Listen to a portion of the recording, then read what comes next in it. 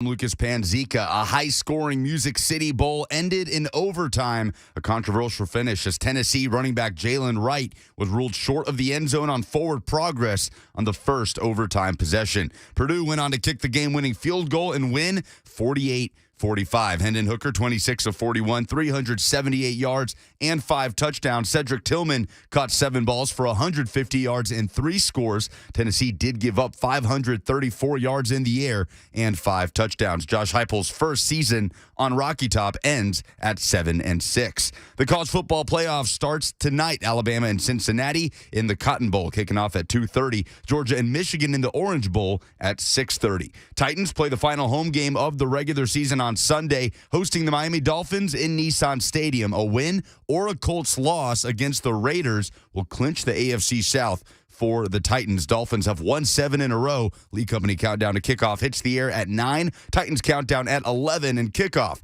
with Mike Keith, Coach Mack, and the rest of the Titans radio crew is at noon. Preds fell in a shootout last night against the Columbus Blue Jackets. That's now back-to-back losses after a 7-game win streak. For all your foundation repair and waterproofing needs, visit USSTN.com. Breaking news at once on your home for the Titans and Vols. This is 104.5 The Zone.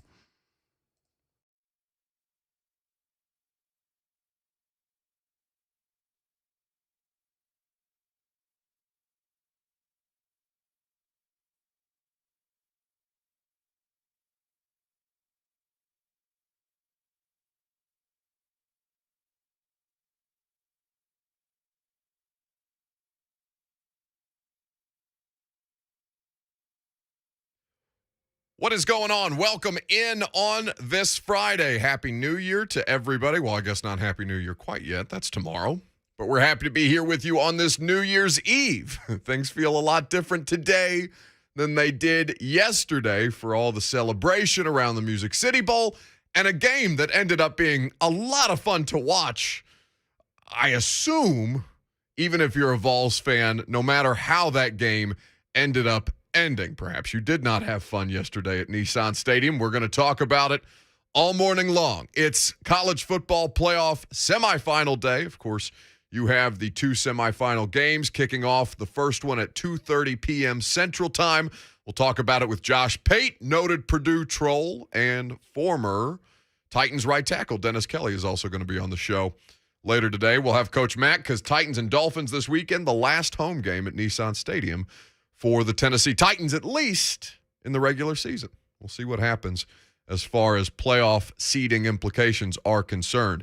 615-737-1045 is how you can jump in on the conversation today. 615-737-1045. We got to start with this Music City Bowl, obviously, because we were out there. We were broadcasting live. I was almost dismissive in the way that I thought that this would be a relatively easy opponent for Tennessee to handle. And while it did come down to an egregious, absolutely egregious officiating call, which we'll spend some time on, there were a lot of different reasons, and I'm not telling you anything that you don't already know. There was a lot of reasons why the Vols lost that football game. I didn't think that Hendon Hooker played an overall great game, even though he was statistically really solid. I didn't think that Josh Heupel's late game play calling was something that I agreed with by any stretch of the imagination. I thought they could have ended that game in regulation to set up a field goal to win it. I thought that the defense, the secondary without Alontae Taylor, my God, was that just a field day for Purdue wide receivers and that Purdue quarterback, even without David Bell, their top option, playing in the Music City Bowl yesterday. So you don't have to be a football savant to understand, even if you're the most diehard of Tennessee fans and even if you hate the officials with every bone in your body, as I imagine a lot of you do today, a ton of different reasons why Tennessee lost that football game. And also, they can still have been robbed. Let's make no mistake about it. Both things can be so today. Tennessee can have underwhelmed in the Music City Bowl in a game that they should have handled, and they also can have gotten robbed. What I thought was kind of the most telling part of that game for Tennessee was the second quarter. And this is something that Josh Heupel spoke about yesterday in his media availability. This was the Vols head coach about his team's performance in the first half. We'll get to that here in just a second from Josh Heupel. And it was a really cool atmosphere. It was a fantastic environment to be. That was my first Vols game to attend in person.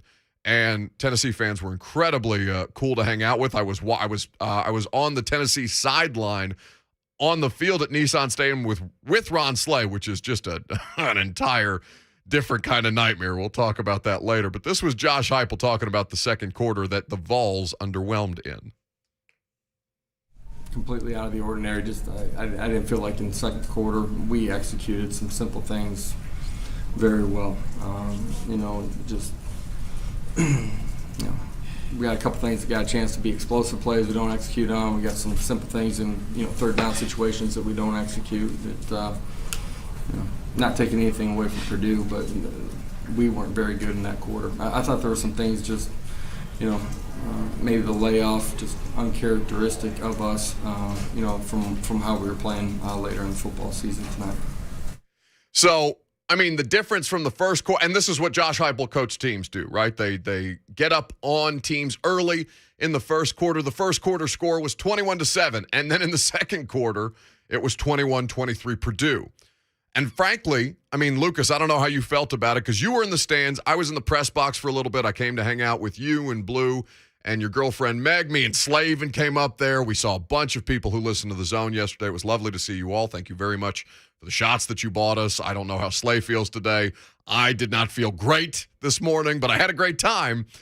I don't know how you felt about it, Lucas, from your vantage point, but I thought that second quarter could have been a hell of a lot worse. They were trying to keep things in control because I thought the defense in the red zone was actually pretty good, holding Purdue to field goals. But the rest of it, my God, the explosive plays that they were giving up all over the field. Well, the fumble by Hendon Hooker late in the second quarter, obviously a huge turning point. Yeah, there's no question about it. And you heard Heupel say it there, completely out of the ordinary. Here's what I'll say. Like the mistakes, like the egregious mistakes out of the ordinary, but they kind of have these slumps in second quarters of games, right? Like and I don't have every second quarter that they've played in all year long in front of me just now. But like I heard that quote for the first time this morning when Lucas played it for me. And I kind of had that reaction. Like, I don't know, like it seems they struggle in the second quarter after they're able to do so much good work in the first quarter. Now, I think a lot of that changed, frankly, after the quarterback change was made and you saw the Tennessee offense kind of settle into things of that nature. But you go through the situation, you talk about the depth, the safety, the just how slow the Vols safeties are right now. And I don't want to sound like I'm attacking college kids, but I thought that the loss of Alontae Taylor was glaring in that football game, and I thought the recovery speed by the Tennessee secondary, the guys playing in the back end, was the deficiency there was clear and obvious to everybody. And then there's Heupel's late game management. So you're sitting in a position where you're watching Chase McGrath get ready to set up for a 56-yard field goal. And my biggest takeaway from that was it never had to be this way. You made your life so much harder on yourself, on your kicker, because it never had to be set up from 56 yards. They took back-to-back deep shots at the end zone. I'm sure people who were betting Tennessee -5.5 did not appreciate that in the second in regulation rather. But from winning the game perspective, like what about that made sense to anybody watching that? I hope it wasn't just me, but that's been my question about Heupel all year long, right? He has these moments in situational football where you're like, what you doing there, bud? I wouldn't say that was the issue, though, the shots, because they were there. They were overthrown by Hendon Hooker. One of them prompted a missed holding call that would have put Tennessee in field goal range. So I don't have so much issue with the shots, but you started that drive. You're talking about the missed defensive holding on Cedric Tillman. Cedric Tillman, yes. Grabbed the jersey, and he was still open, and Hooker just missed him, and he missed Jones. They were both there, and the game would have ended right there. I don't mind Heupel having trust in his playmakers to end the game on a deep shot, but 2 run plays to start that drive. on your own 40-yard line, that chewed up clock, trying to get yourself in position, that is where I had the issues, because you just sort of cut in half what you kind of, the options that you would have had available on that last drive. The 2 run plays to start the drive, for me, were a bigger issue than the deep shots. Yeah, I mean, I don't outright disagree with you, because those were also problematic. And maybe, we get this from Mike Vrabel all the time when we do Titans press conferences. And Mike always tells us after the game, the easiest thing for you to criticize after the fact is the play call, right? Easiest thing in the world to go back and secondhand coach or couch quarterback, however you want to armchair quarterback it, however you want to phrase it. The easiest thing to do that with is the play call after the fact. Because you're right, I'm criticizing the deep shots, even though the deep shots were there and there was missed calls, a missed holding call on Cedric Tillman, or that was not against Cedric Tillman, against the defensive back that was on Cedric Tillman that clearly yanked his jersey. And also, I think you go back and look at those run plays and in real time, I kind of understood what they were trying to do. But yeah, you did make your life a lot harder, because then you did have to set up more deep passing plays instead of just trying to incrementally work down the field. And that's not what they do, right? I mean, that's been my thing with Heupel all year long. At some point, do you adjust your offensive philosophy to make life a little easier on yourself? Are you so married to this run game, tempo offense, deep shots predicated off of it? Are you so married to that formula of football? And why shouldn't he be? It's been successful for him. But are you so unwilling to adjust that in real time? And do you have the awareness, frankly, to adjust that in real time? Or is your coaching so married to that style of play that you cannot make that decision? Michael tweets us, I'm going to botch his Twitter handle, but he said, Michael tweets us, the 2 run plays were fine, but call the timeouts after them. Again, there's a lot of different layers to this, right? I've been curious. It's been a storyline for me all year long. Josh Heupel in situational football.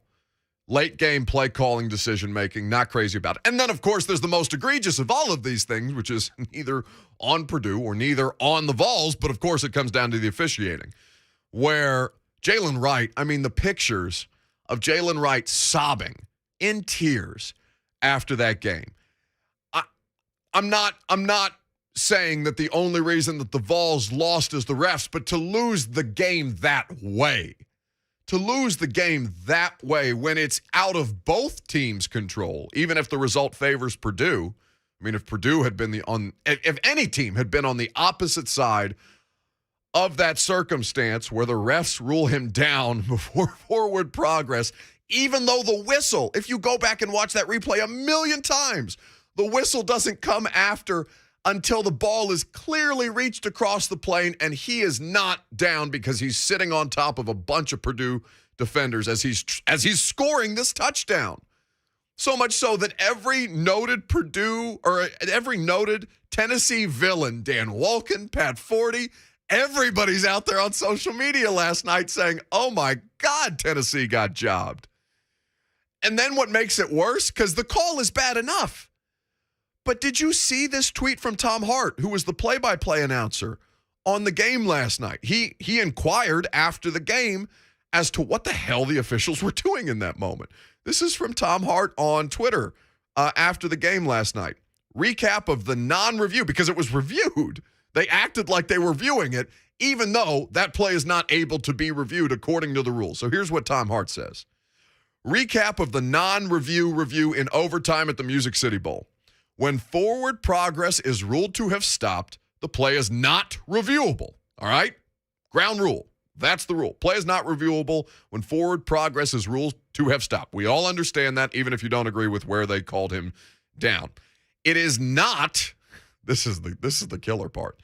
It is not uncommon for crews to initiate a quote-unquote review simply for perception. I'm told that was the case tonight. What are we doing here? What is that? What does that even mean? Again, I say to you, quote, it is not uncommon for crews to initiate a quote-unquote review for perception. I'm told that was the case tonight. Did you see the shot of Josh Heupel when they told him that? I have never seen somebody put so much emphasis on the F, in the F word, than I saw Josh Heupel. We can all read lips, ladies and gentlemen. You don't gotta work that hard to read what the Vols head coach was saying to the official after they got that down from the replay official, and they had to relay that message to the Vols head coach. And that's how you lose the game. Well, you lose the game on the field goal, but you know what I mean. Do you remember 2015 Miami Duke? 8 laterals for a game-winning touchdown at the end. Oh, yeah. Egregiously misofficiated. I just remember looking at David Cutcliffe's face on TV like he's looking around like, are you serious? Like literally 5 or 6 officiating errors on that play alone. That referee crew from that game got suspended for that. Same crew. 615-737-1045. You can jump in on this conversation if you want to. It is New Year's Eve, so we're going to be doing, we got one topic that we're doing all day long. We're obviously going to talk about the college football playoff semifinal games today between Michigan and Georgia, and of course Alabama and Cincinnati. We've got Titans and Dolphins to talk about as well. Josh Pate of 24/7 Sports and CBS Sports HQ. He's going to join us to talk about these national championship games. And the thing that we're talking about all day long on New Year's Eve, what was the biggest sports story from this year? But when we come back, we're going to react to this Music City Bowl. We're going to take your calls on this. What was the biggest reason that you felt the Vols lost that game yesterday? And if you say the officiating, you're not wrong, folks. I'm Buck Reising. It's 104.5 The Zone.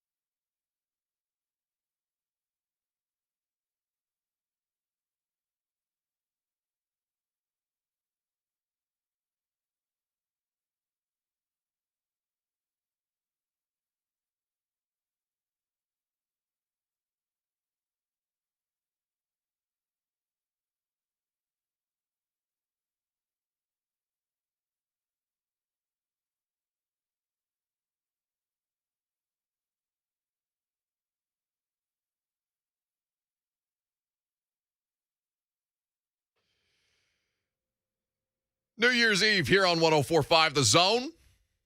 We're happy to have you as a part of the show. Buck Reising here with you till 1 o'clock. Our buddy Josh Pate going to join us to talk about these college football playoff semifinals games taking place later today. Should be interesting. But in the meantime, we've got our own bowl game to talk about, don't we? Music City Bowl at Nissan Stadium last night was an utter debacle.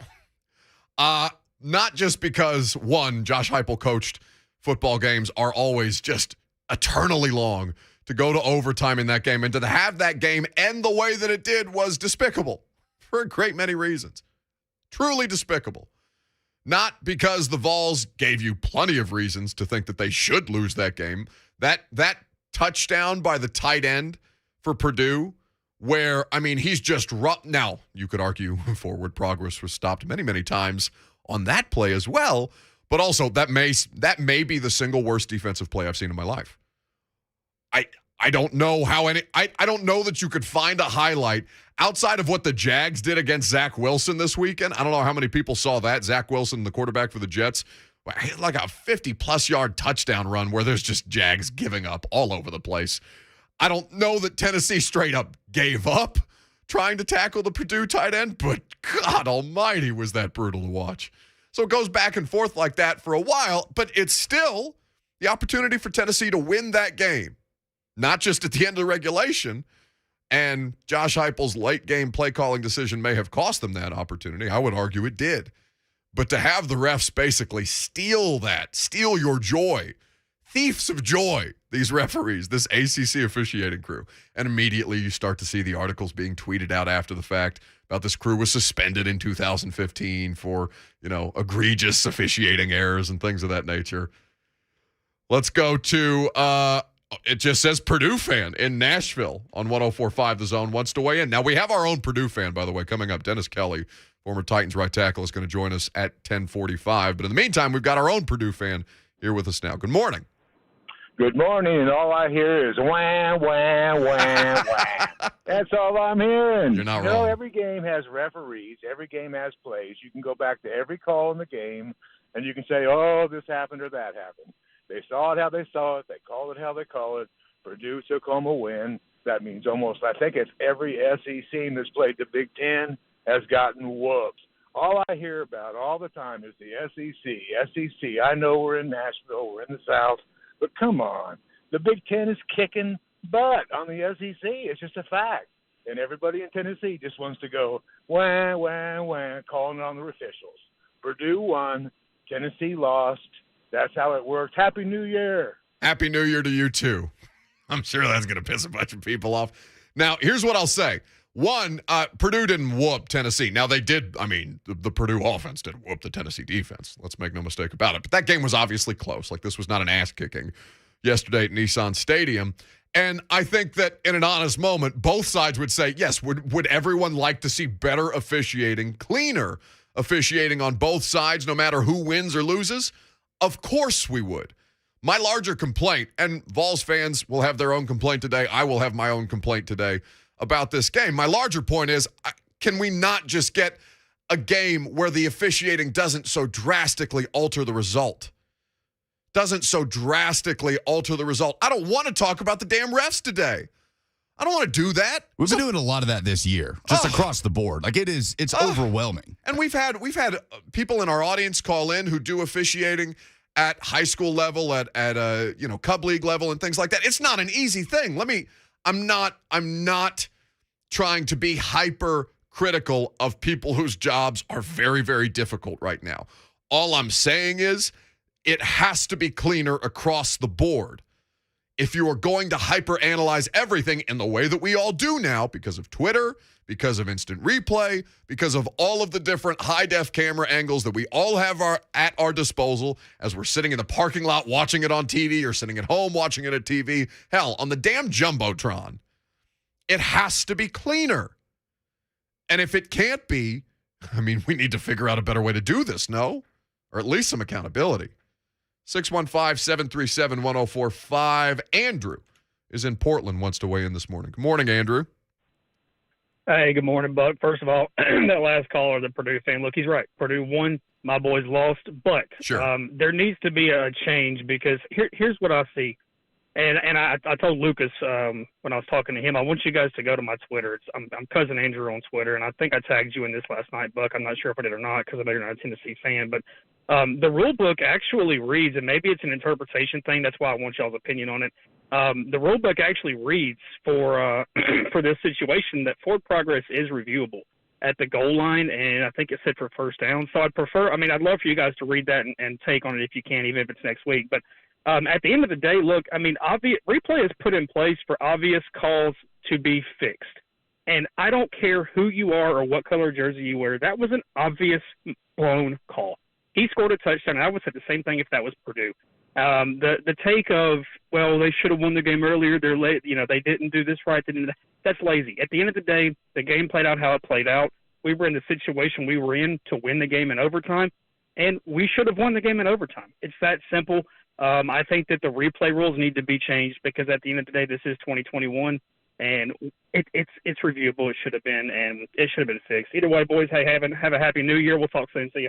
You as well, Andrew, and we'll go check out that tweet because because we read that Tom Hart tweet earlier about the officials and what he was told as the person who is supposed to be brought and is broadcasting this information to everybody. So I'll go back and I'll find Andrew's tweet at some point during the commercial break. Our buddy Josh Pate of CBS Sports HQ and 247 Sports is going to join us here in a second. But, the situation comes down to the play.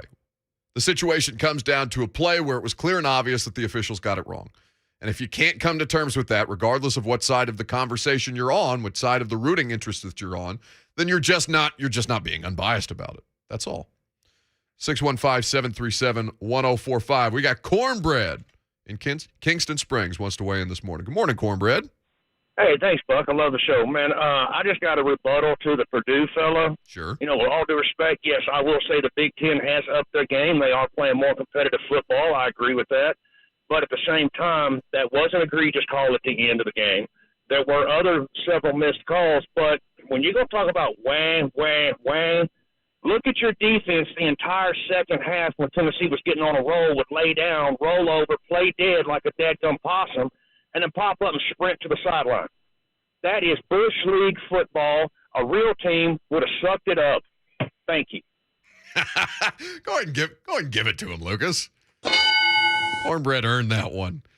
Yeah, a lot of people complaining all year long about the fibbing of the injuries happening on defenses that play against Tennessee. Well, and Heupel said the officials during the game said to him, something's got to be done. There needs to be a rule change about this. They said, we can't do anything about it, but the NCAA's got to do something about it. All right, before we pivot to college football playoff conversation, let's welcome in our buddy Josh Pate, who joins us now on 104.5 The Zone. At Late Kick Josh is where you can follow him.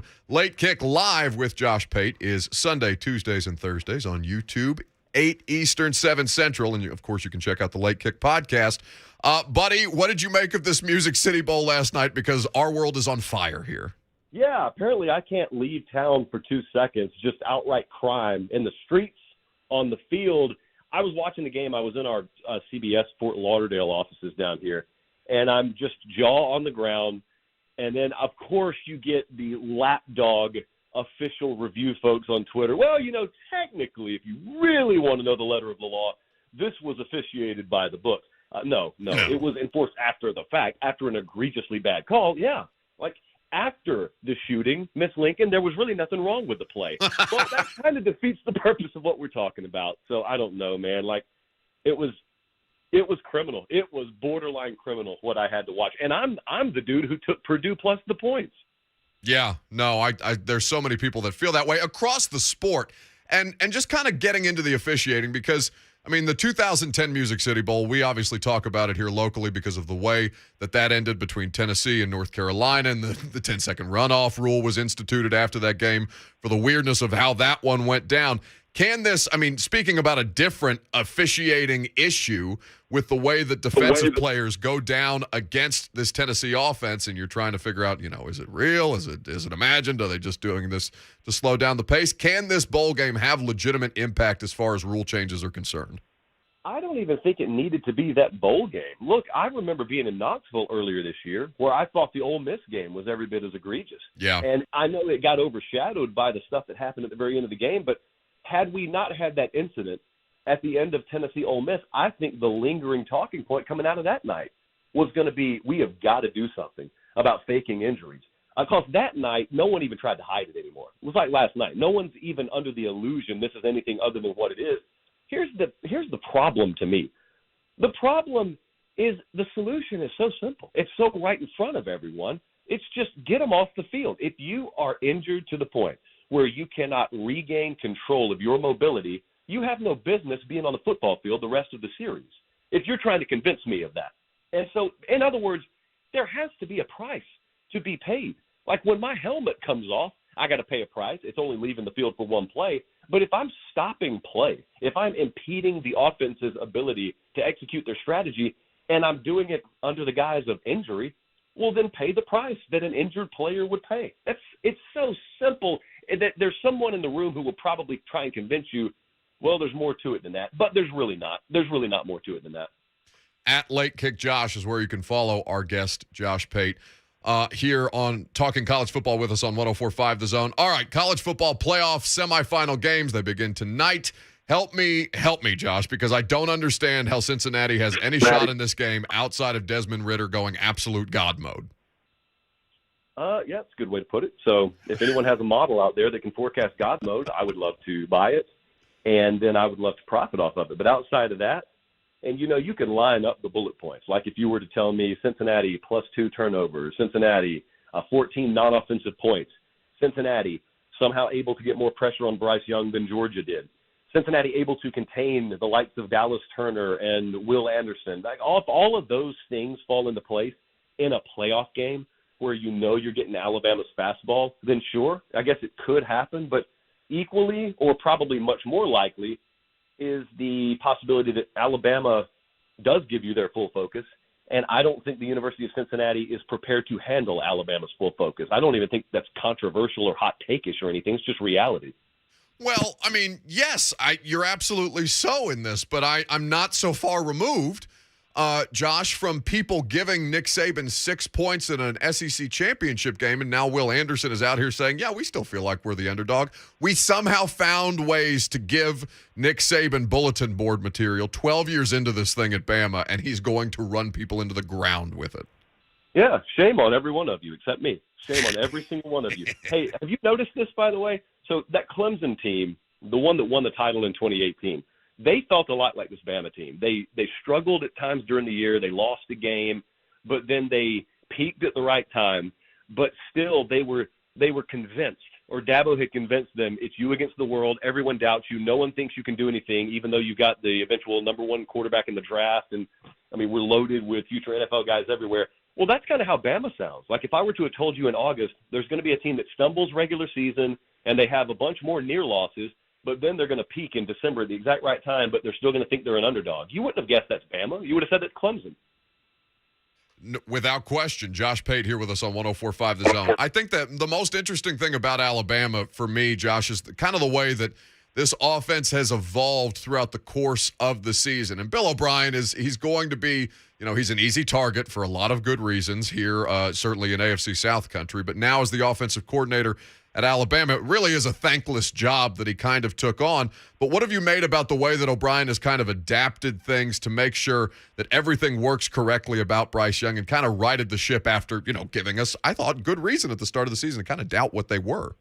Yeah, and I think a lot of blame needed to go further around than just Bill O'Brien. Like I talked to some folks who understand the intricacies of the position a lot more than myself.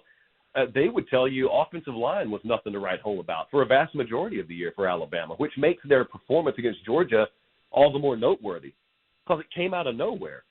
Bryce Young later in the year, you kind of forget because all these Alabama teams, they just get lumped together. You kind of forget this guy didn't even play meaningful snaps last year. I mean, it was Mac Jones wire to wire. Right. And so Bryce Young is behind an entirely new offensive line with a new coordinator, and he loses guys like Devontae Smith and Jalen Waddle, and he's got nothing. Najee Harris, also a fairly good player, he was gone too. And it's your first year starting, and you're just expected to perform at a Heisman level. And then he did. That's the funny thing. He still did. It's really, I think it may be Saban's overall best coaching job, depending on how they finish the drill here. It's really, really been noteworthy. I think it's been underreported because I think Alabama kind of gets taken for granted. Oh, there's no question about that. But, I kind of run this through my prism in the NFL with just how much shorter the leash on rookie quarterbacks has gotten over the course of it feels like within the last 5 years it's drastically changed. Josh, at what point did we start doing that with college football players? Because I feel like that echo chamber that gets created on social media has even expedited it for somebody like Bryce Young, who we all know to be hugely talented. And for all of the reasons that you've just laid out, it's completely understandable that it would take him, not that long to get his feet under him. Yeah, well, here's where it's really going to make you want to feel like you need to take a shower. So picture these scenarios. Picture next year. A guy starts off and he is not what you expected him to be. Not only do you just have the standard pressure, you've also got this thing. I don't know if you've heard of it or not. It's called the transfer portal. Yes. And everyone worries about departures in the portal. Well, I'll tell you what else could be happening. What else could be happening is everybody else is watching your quarterback position, and all of a sudden they view it as a lot more attainable than maybe they once did. And all of a sudden there are calls coming in. Back channel, of course. They're coming in and saying, hey, how feasible would me coming there be? I know we can't execute a leave in October, get there by November sort of deal, but what do we think? I could be there by the bowl game. I could be there for spring practice. That stuff is already happening. If you want me to be real with you, I think it will proliferate even more. And that's unfortunate because it's a developmental sport, especially at the college level. But sometimes people don't care. Yeah. No, well, that's at the root of a lot of the problems that people don't care as much as the rest of us do.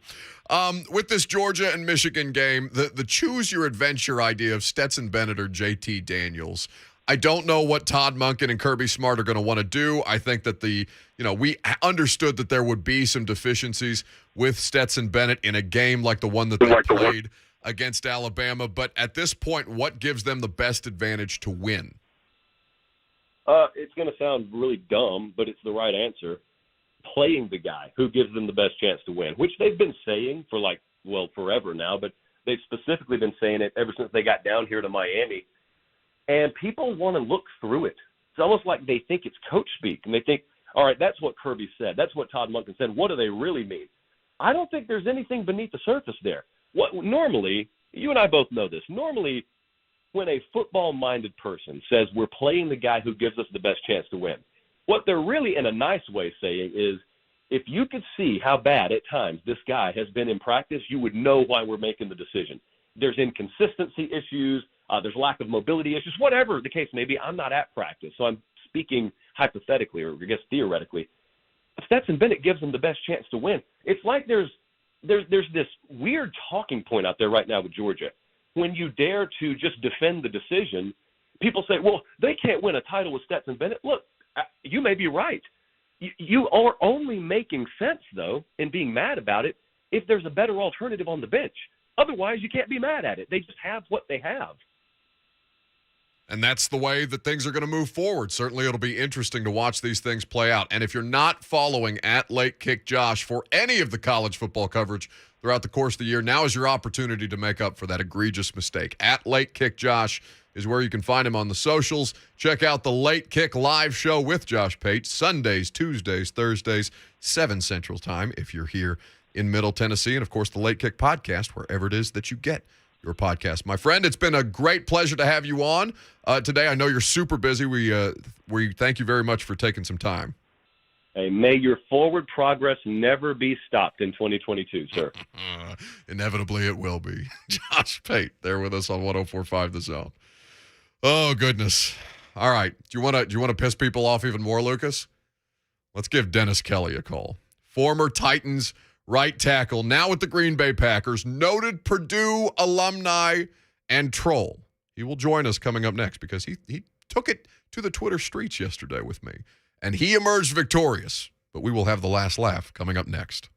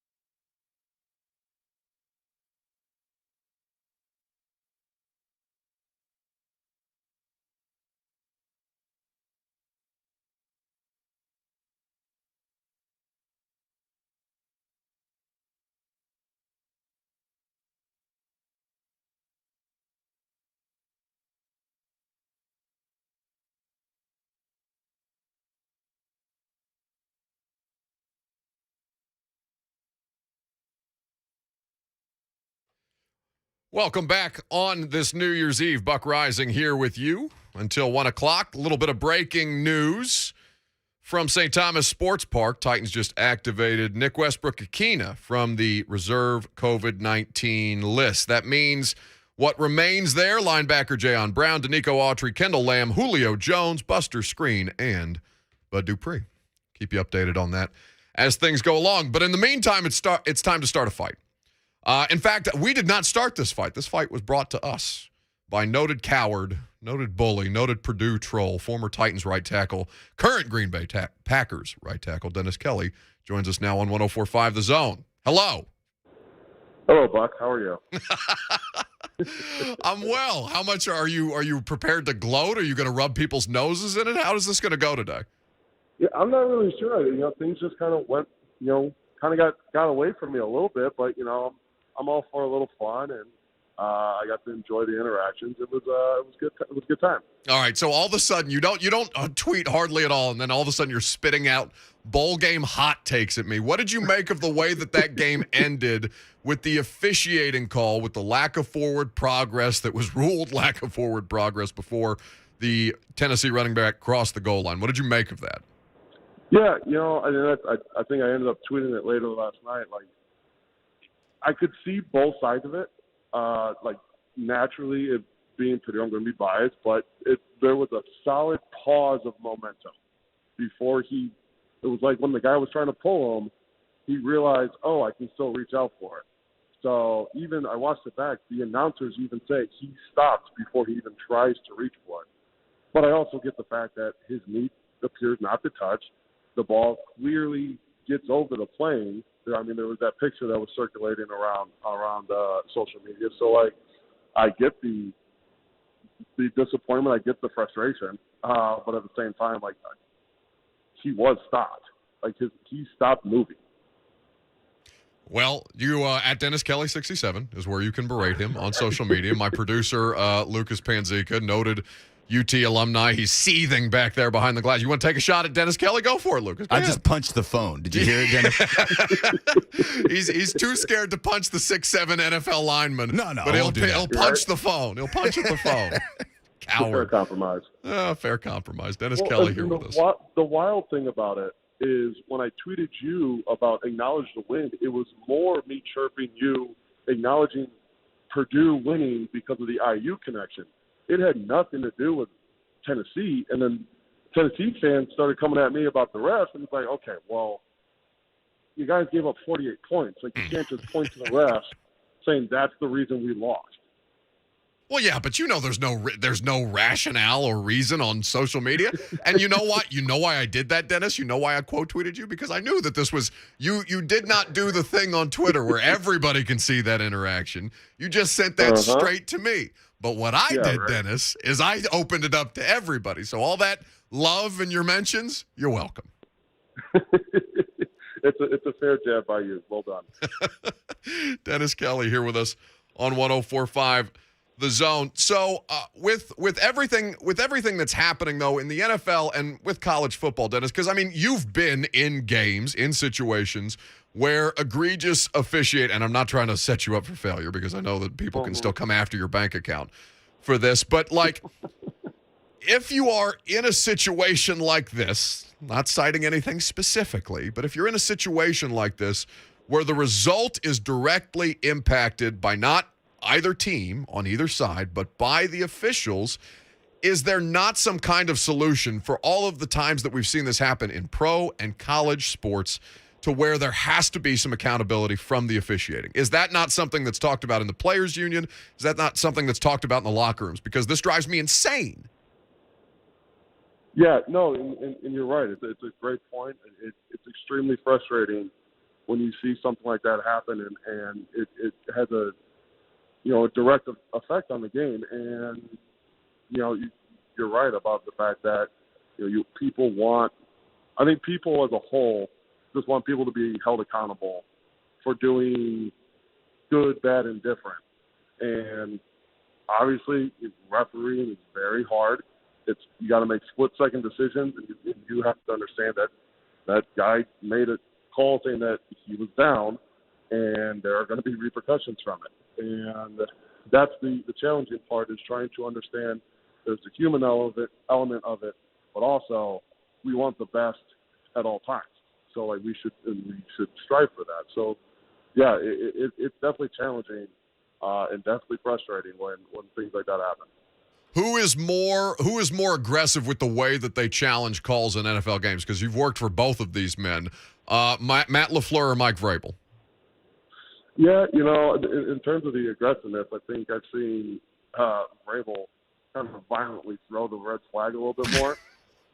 He's so dramatic. He's so we can say it, Dennis. He's dramatic with the challenge. Hey, some people like to put on a show, But yeah, no, I would have to say Vrabel appears to be more aggressive in that tone. At Dennis Kelly 67 is where you can follow him. Former Titans tackle, currently with the Green Bay Packers. Would you like to guarantee a win against the Minnesota Vikings this weekend, since Kirk Cousins got the vid this morning? Yeah, you're really trying to burn me down this weekend, huh? Well, you started it. Listen, you came at me on social media. Now we're playing on an open playing field, a fair playing field. Sure. No, yeah. Obviously, we have a big game, Sunday Night Football. We're hoping to continue playing good football and continue to improve our chances, in the playoffs and then moving forward. So, we got to show up. My God, play good ball. That's as cliche an answer as I've ever heard you give, and I've covered a lot of Dennis Kelly in my lifetime. Buddy, I miss having you here. I know Titans fans, despite the love that the Vols and Titans fans may have been showing you on social media last night, they certainly miss you. Continue health and success throughout the course of the season, and I will be back to troll you much more often. Appreciate it, Buck. Take care, buddy. See you. Dennis Kelly there with us on 104.5 The Zone. I mean, by the letter of the law, listen, Dennis obviously has, his Purdue affiliations. But by the letter of the law, there's a lot of people that are citing that, right? They made the right call based on the letter of the law. Well, the letter of the law also happens to be garbage, and that's not an acceptable answer to me.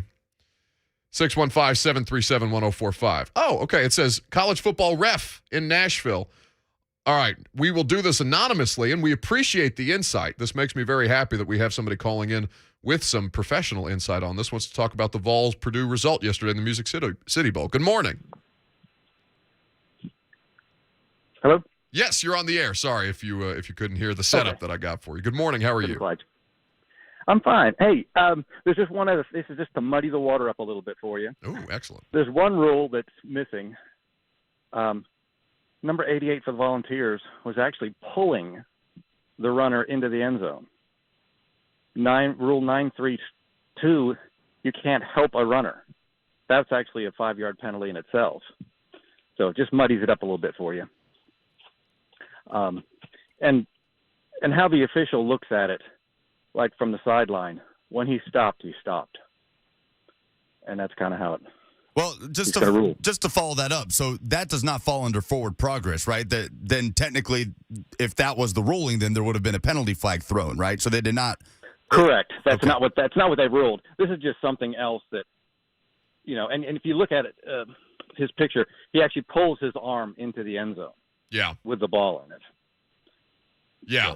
No, I mean, it does muddy the waters, but it also does provide good clarity. We appreciate that call. Thank you very much. An anonymous college football ref. We love that. 615-737-1045. We've even got a number for the rule, so we can go Google it after this. But again, like Lucas said, that wasn't the flag wasn't thrown for that. So you can't get everything right. I am realistic about this. In college football, in the pros, in the NBA, in college basketball, in the NHL. You're not going to get everything right.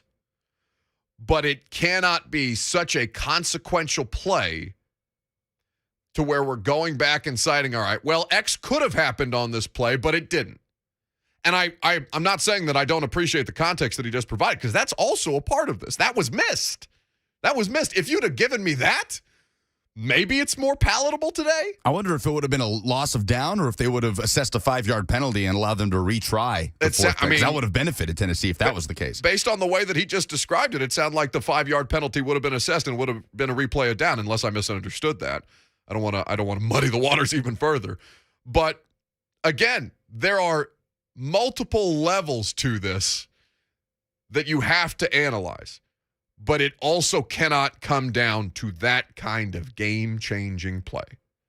It cannot be, as it has been so many different times this year, on a college football Friday or a NFL recap Monday, where we're talking about the refs. Well, and that's even more of an indictment, right? Because they didn't throw the flag for a Princeton fan pulling Jalen Wright into the end zone. And the perception thing with the review is still very much there. That's just as egregious as it was before, no matter what you want to say about forward progress and what should have been called. That is just so absurd to me.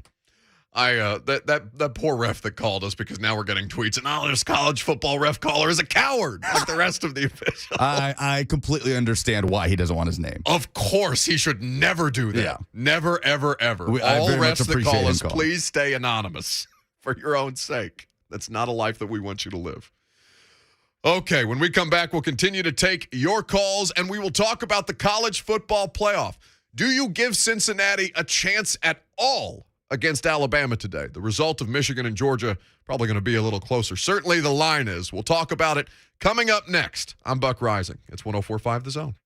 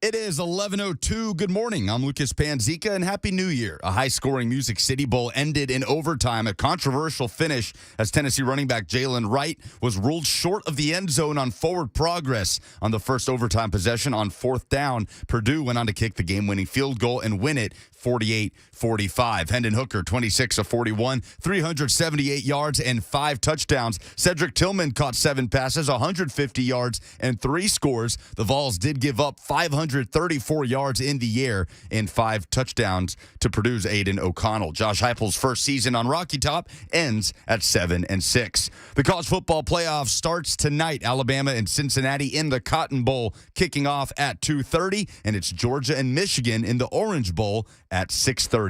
The Titans play the final home game of the regular season on Sunday, hosting the Miami Dolphins in Nissan Stadium. A win or a Colts loss against the Raiders would clinch the AFC South for the Titans. The Dolphins have won 7 in a row. A bit of news: the Titans have activated wide receiver Nick Westbrook-Akina off the COVID list. The Lee Company countdown to kickoff hits the air at 9 a.m. Sunday. Titans countdown at 11, and kickoff with Mike Keith, Coach Mack, and the rest of the Titans radio crew is at noon. For all your foundation repair and waterproofing needs, visit USSTN.com. Breaking news at once on your home for the Titans and the Vols. This is 104.5 The Zone.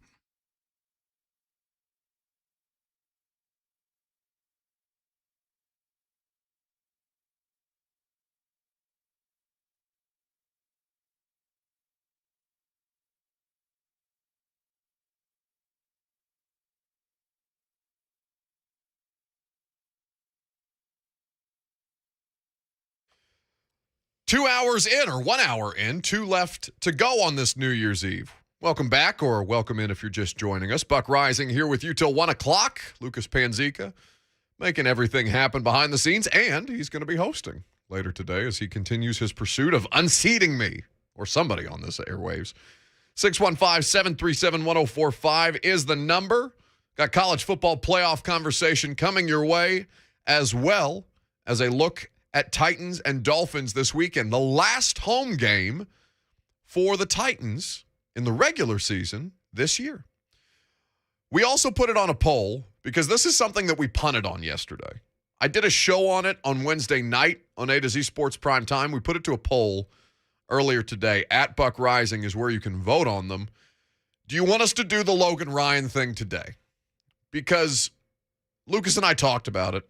We decided that yesterday, since we were doing the show at the Music City Bowl, we'd just do all Tennessee, all Vols. We didn't talk. I don't think that's the first time we've not talked Titans since this show has been on the air March of this year. First day without Titans talk, all Vols the whole time. And I felt like we made the right decision. But this Logan Ryan thing, I mean, it's got national traction. You got people like Ian Rappaport and Kevin Clark of The Ringer commenting on it. You got Logan Ryan out here backpedaling faster than he ever did as a corner or safety. Like, we can do the Logan Ryan thing today if you want us to. But, Lucas, let's update the poll right now if we can at Buck Reising, because we put it to a poll. Do you want us to do the Logan Ryan thing at Buck Reising is where you vote on them. What does the audience say? 80% say no. I think that's plenty enough for me to not do the Logan Ryan thing today. Good. 615-737-1045. Grumpy is in Nashville up next on 104.5 The Zone. Good morning, Grumpy. Yeah, and I agree. I'd rather talk college ball than the senior league any day. We got you. Yeah, hey, I was at the game, row 18, on the 48-yard line. After the second quarter, when Tennessee put up a goose egg in the second quarter, there were some funny looks going around. Tennessee lost that ball game by not being able to score in the second quarter. You can't not score against Purdue. Also, I thought the rules committee 3 years ago were about aiding the runner, was like, we're not really going to emphasize that. That's why about 3 years ago you started seeing linemen obviously pushing the pile, right, and the referees standing back and watching until the momentum went to the ground. I'm not sure about that rule that the official mentioned earlier. And then also, did you say this crew was a crew that had already been suspended for that lateral thing that went on in Duke? In 2015, yeah. Okay, all right. Well, yeah, I'm not sure. I think you can aid the runner if you're pushing the pile. I don't know where the line is drawn there. Thanks for your time. Hey, thanks for the call, Grumpy, but that's like my biggest problem, right, is it's so nebulous. Like, it's still what the official that called into this show earlier said is that is in the rule book. He cited the exact rule, right? But if the competition committee in college football comes out and said, well, it's there, but we're not really going to emphasize it, but it's still there, either take it out or don't. Either officiate it or don't.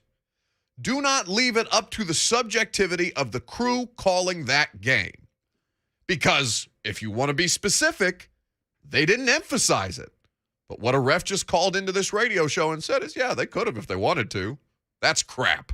It's like the pass interference thing in the NFL last year, right? That it was reviewable. And then it was almost like every official at whatever conference they have every year said, well, yeah, it's reviewable, but we're not going to change it. And it literally got reversed. It's no longer reviewable because it was never overturned, no matter how egregious. The numbers, the percentages show that officials just weren't going to overturn it.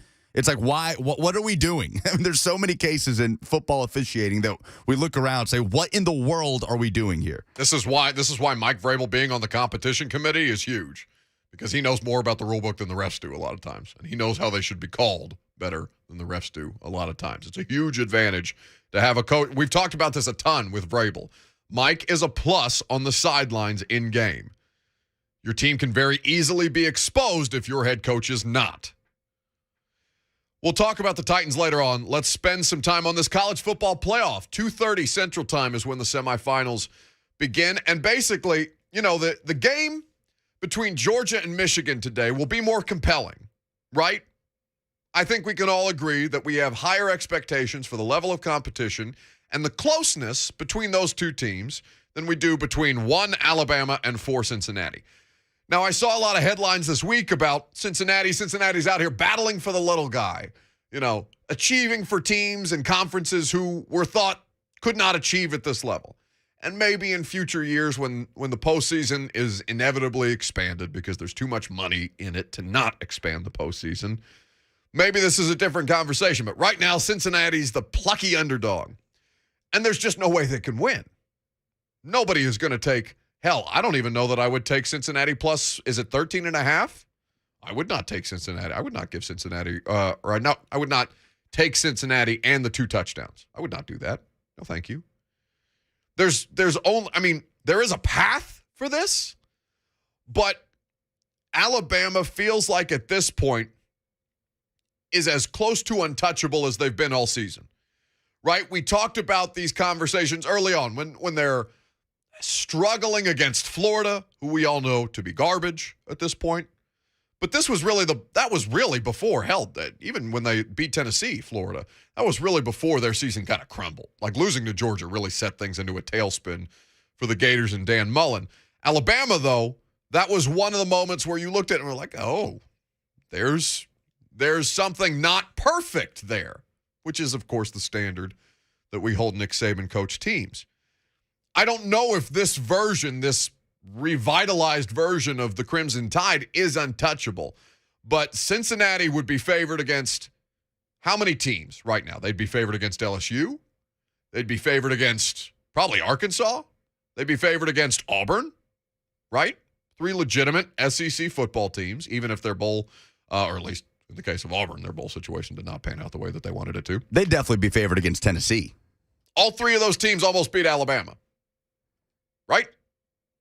All 3 of those teams played competitive football games against Alabama. So if we're going to do transitive property, and I know that's not how sports works, but this is the best way that we have to do the analysis right now. For the Bearcats to be able to win in Dallas today, because they're playing at AT&T Stadium, the biggest matchup advantages for Cincinnati, it has to be explosive plays. It has to be finding ways to get explosive plays off against this Alabama defense. Now, wide receiver-wise, they do have incredibly talented wide receivers at Alabama, as they always do. But as we talked about with Josh Pate, like it just has to be seeing Desmond Ridder go God mode, right? The quarterback of Cincinnati, who's going to be drafted this coming year. He is playing in this. He's playing in this college football playoff game for obvious reasons. He is somebody who is going to give his team as good a chance as any. If you're citing a reason why Cincinnati would have a puncher's chance would be able to even cover, Desmond Ridder is going to be what you cite. But for Cincinnati, they have to avoid 3-and-outs. They've ranked 13th overall in success rate on offense. It's excellent. They're 24th in rushing on a play-by-play basis, 11th in passing. So overall success rate on offense, they're a top 15 team in the country. You can cite level of competition. You can cite they're playing the best of the best in the SEC today. You can go through these things. But if you can sustain drives, you give yourself an opportunity to win. Simple as that sounds. Not going to be easy to sustain drives when you have Will Anderson just breathing down your neck the entire time because he's, clearly motivated and has convinced himself in his own insane brain that Alabama still is the underdog, still views themselves as the underdog. Of course, that's ridiculous. But you guys gave Nick Saban 6 points in the SEC championship. I didn't do that. So now Alabama gets to think that they're the underdog, even though they're clearly not. If you can get Bryce Young to throw interceptions, if you can hold Alabama on offense to field goals, much easier said than done, you can give Cincinnati an opportunity to win this game today. But outside of that, I don't know. I personally, I went to DraftKings this morning. I saw Bama's 13.5-point favorites. I took Bama in the 13.5. Like, give me that. I'm never betting against two things in my life.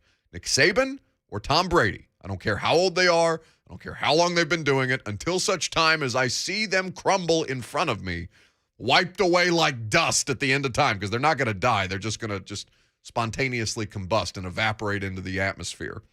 Until such time as I see that with my own two eyes, I'm never putting money against Saban or Brady. And this logic also applies even when Nick Saban is going to be a 2-touchdown favorite in a college football playoff semifinal. The Georgia-Michigan game, a lot closer.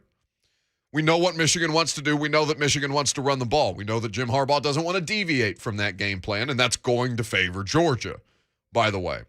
The way that Alabama was able to have such great success against Georgia in the SEC championship game because Bill O'Brien is willing to adapt his offensive play calling philosophy at the college level, maybe not the pro. But what Bill O'Brien was doing was he was making Jordan Davis a non-factor in the middle of that defense for Georgia. You were throwing these passes out to the hash marks to get the big guys running side to side, to tire them out, quick flare passes, passes to running backs and tight ends in the flat, keeping the chains moving even if you're not throwing beyond the line to gain.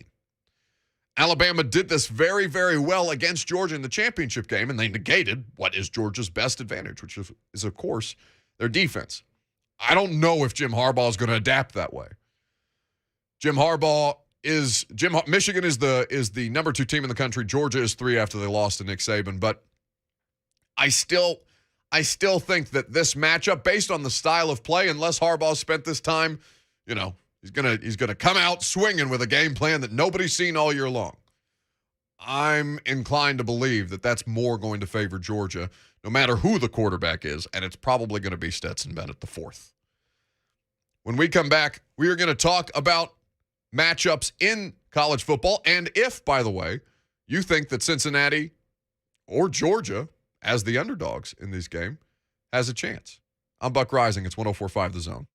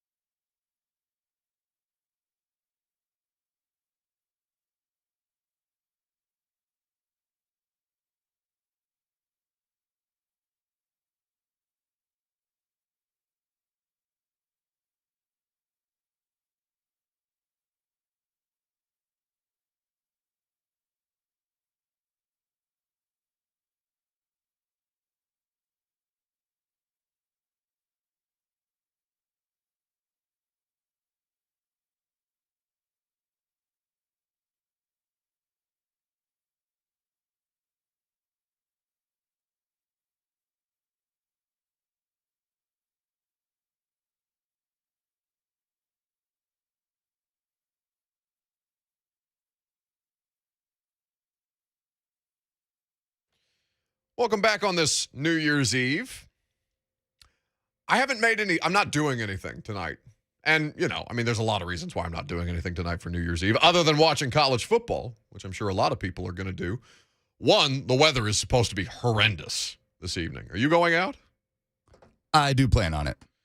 And without fear, because you and I had a come to Jesus moment after the tornado situation a couple of weeks ago. I could have handled that better. We're not going to disclose your recklessness to everybody, but I don't know. The New Year's Eve experience. In fact, my first time in Nashville. No, that's not true. I came down for a CMA Fest in college. My first time in Nashville. But the second time, the reason I came back to Nashville is because New Year's Eve is, of course, an incredible time for tourists to come down and just flood Lower Broadway. That's why all the Purdue fans are here. That's why every Airbnb in my part of town is packed to the gills full of Vols fans, because New Year's Eve in Nashville is a great time. But I don't know if I want to mess with it. And we're going to go to dinner tomorrow night. We're going to have a nice dinner. We're going to probably not do anything crazy. You were kind enough to invite me and Dara, my girlfriend, out with you tonight. I told your girlfriend, Meg, that I am no fun whatsoever, and I don't think that you guys want to go out with us at all on New Year's Eve. Dara's a lot more fun than I am. But with all of this, college football is going to be on. I had to tell Dara that we're going to watch college football tonight, which did not go well for me. But at this point, there's little reason to believe that we will not see. I'm convinced that we're going to see an all-SEC title game, and I'm not crazy about the idea that just because I want more people involved, I don't want the college football title game to be regional. I know that maybe I'm being unnecessarily pessimistic about that, and I know that, of course, in our part of the world, what else matters but seeing the two best teams in the country play, and probably the two best teams in the country are Georgia and Alabama. So if it ends up being that, I'm not going to be overwhelmingly upset. One, because it helps me with my pre-draft study as we get closer and closer to the pre-draft process. And, of course, all the best talent, most of the best talent, is in the SEC.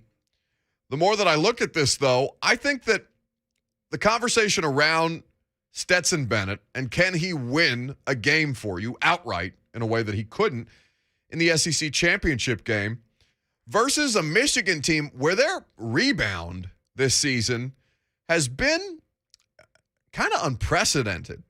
2020, things were weird in 2020 across all sports, across all society. You had weird results. For example, Indiana, my alma mater, being ranked as a preseason top 25 team in college football and winning 2 games this season. Turns out Indiana, pandemic fraud in the college football season. There's a lot of the Lakers as NBA championships where they're all playing a rec league basketball tournament in the bubble. Bit of a fraud when you look at what the Lakers look like right now. There's a lot of that in sports from 2020 to 2021.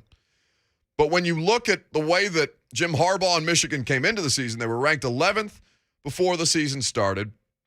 Their infrastructure in the program, with even really the quarterback position being kind of a bit of a mystery, the way that they've turned this around and the way that they moved on from Joe Milton and how he looked great in his debut in 2020, so much so that he became the starting quarterback. Here, you have the pass rush that's completely taken over, where Aiden Hutchinson as a defensive end could very well be the top choice in this year's NFL draft and completely saved that pass rush. But with all of these different things that you look at and see the improvement by Michigan, the improvement that they made going from 64th on offense to 14th this year is outstanding. They're incredibly successful as a rushing football team. They went from 82nd to 25th in success rate on the ground. There's a lot of good things that this Michigan football program has done, to the point where I don't automatically discount them the way that I do Cincinnati. Maybe that's unfair of us to do for Cincinnati as well. But I'm curious to see what the results look like. And I'm not going to say that I'm going to be disappointed by an all-SEC title game. Like, if we come out of the semifinals and it ends up being Alabama, Georgia, I'd like to see a little fresh fresh blood. I'd like to see, fresh faces. I like that Michigan and Cincinnati are in over Ohio State or Clemson or any of the usual suspects. Oklahoma that we've seen time in and time out. But I'm curious how people feel about this. And if you're completely fine with an all-SEC championship game, if that's what the result ends up being, it's going to be the two best college football teams. Isn't that what we want? I think as a television product, the networks don't want anything to do with that. They want the broadest set of the audience. If they had their way, hell, Rutgers would probably be playing in the college football playoff game because that's the whole reason the Big Ten put them in, right? The New York market. Except nobody in New York cares about Rutgers.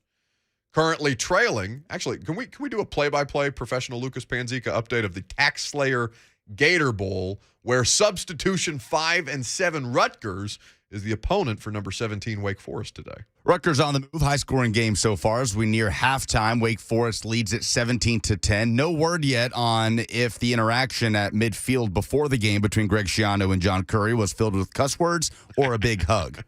You had to do it, didn't you? The Schiano Bowl reunited, and it feels so good. John Curry and Greg Schiano. John Curry, the AD at Wake Forest. Wake Forest, a good football team. For all the criticism of John Curry here locally, he's done good to keep their athletic programs on This track. would have been a fun game if it was obviously A&M supposed to be in this game before they had to pull out. Last time Wake Forest and A&M played in a bowl game, it was a 55-52 final. I wish we would have gotten to see it this year. Well, I just wish that it would have been A&M over Rutgers for the purposes of aesthetics, but Rutgers holding their own so far. So if you bet the over, things are looking pretty good right now. Let's go to Calvin in Cheatham County, wants to weigh in on this college football playoff today. Good morning, Calvin. Good morning, Buck. I'm glad I get to call you. I'm off on a Friday. I want to preface this. I'm Titan up all the time, diehard Titan fan. But I went to Pittsburgh, man, and I this year, and I realized how much they love Big Ben. And watching that Pittsburgh game last night, I noticed, Kenny Pickett, he stayed out. He's hoping he's one of the first quarterbacks taken. Looks like Pittsburgh's going to be the team that's going to take a quarterback first. As of now, I know Cincinnati has yet to play, but would you pick the Cincinnati quarterback or would you pick Kenny Pickett? Because I'm sure they would love a hometown guy. And you have a blessed day, man. Hey, thanks very much for the call, Calvin. We appreciate that. 615-737-1045. So, just based off everything that you read pre-draft, Dane Brugler at The Athletic does a fantastic job keeping people like me updated all year long with his scouting analysis throughout the course of the year. Kenny Pickett is a better all-around quarterback and projects better as a pro than Desmond Ridder does right now. In fact, Kenny Pickett is probably QB1 at this point, and not just because he executed the most beautiful fake slide touchdown run I've ever seen in my life, but from a traits standpoint, there is more consistency with the skill set of Kenny Pickett than there is for Desmond Ridder. Now, it doesn't mean that Desmond Ridder can't be a good pro, and it doesn't mean that Kenny Pickett is going to end up having a better professional career. Now, if the Steelers, and there's a lot of love for Big Ben today, which I think is funny because, Big Ben is one of the most hateable characters in all the NFL, right? Not just because of indiscretions of years past, but he's just a generally like nobody outside of the Steelers fan base looks at Big Ben as a rootable character, right?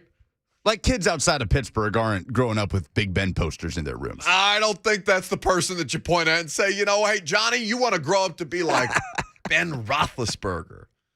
No, I don't think so. I don't think. Listen, Ben's lucky that all that crap that he was, very, very close to. I mean, he did get suspended for. I can't remember how long ago. That feels like a decade ago, but he's lucky that didn't get caught up in the social media storm because I don't think that Ben Roethlisberger would be in the NFL today if that happened during the height of the social media era. But anyway, if Kenny Pickett makes it to Pittsburgh, now they're going to have a mid-round pick at this point, and I would be shocked if the best quarterbacks in the draft didn't get overdrafted, even if they're not the best players in this draft, right? That's still a premium value position, especially on a rookie contract that teams who need quarterbacks it'll be difficult for them to pass up. Desmond Ridder is much more likely to make it to the Steelers if you're doing the analysis that way. So I don't know that Kenny Pickett would even be an option for Pittsburgh at that point. But I don't think that anybody's looking at the quarterback class because who are the top quarterbacks? Desmond Ridder, I mean, in no particular order. Desmond Ridder, Kenny Pickett, Matt Corral, and who?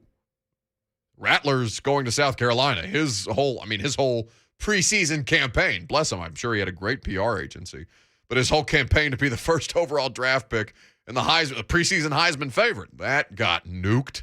He was not very good at Oklahoma and got benched. Now he's going to go try and salvage his career with the South Carolina Gamecocks. It's a really thin class. It's bad. That's as bad as I can remember. I mean, you talk, well, and especially because I run my evaluation through NFL scouts that I talk to, right?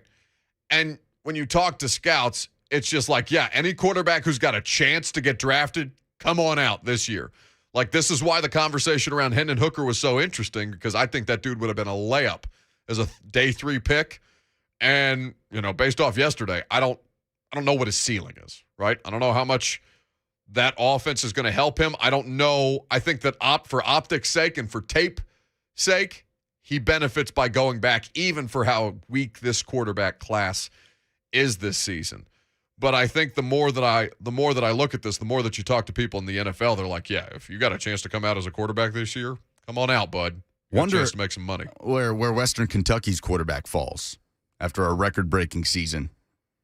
I would have to go back. I'd be lying to you if I said I knew much about the Western Kentucky quarterback. And I know we have a lot of people that listen in Bowling Green, so I don't want to say that. I don't want to do them a disservice. I don't want to diminish that. But I haven't seen enough of Western Kentucky football this year to give it a fair assessment. 5,967 yards this season, 62 touchdowns. He broke Joe Burrow's record from 2019. That's pretty good. Pretty good. But now.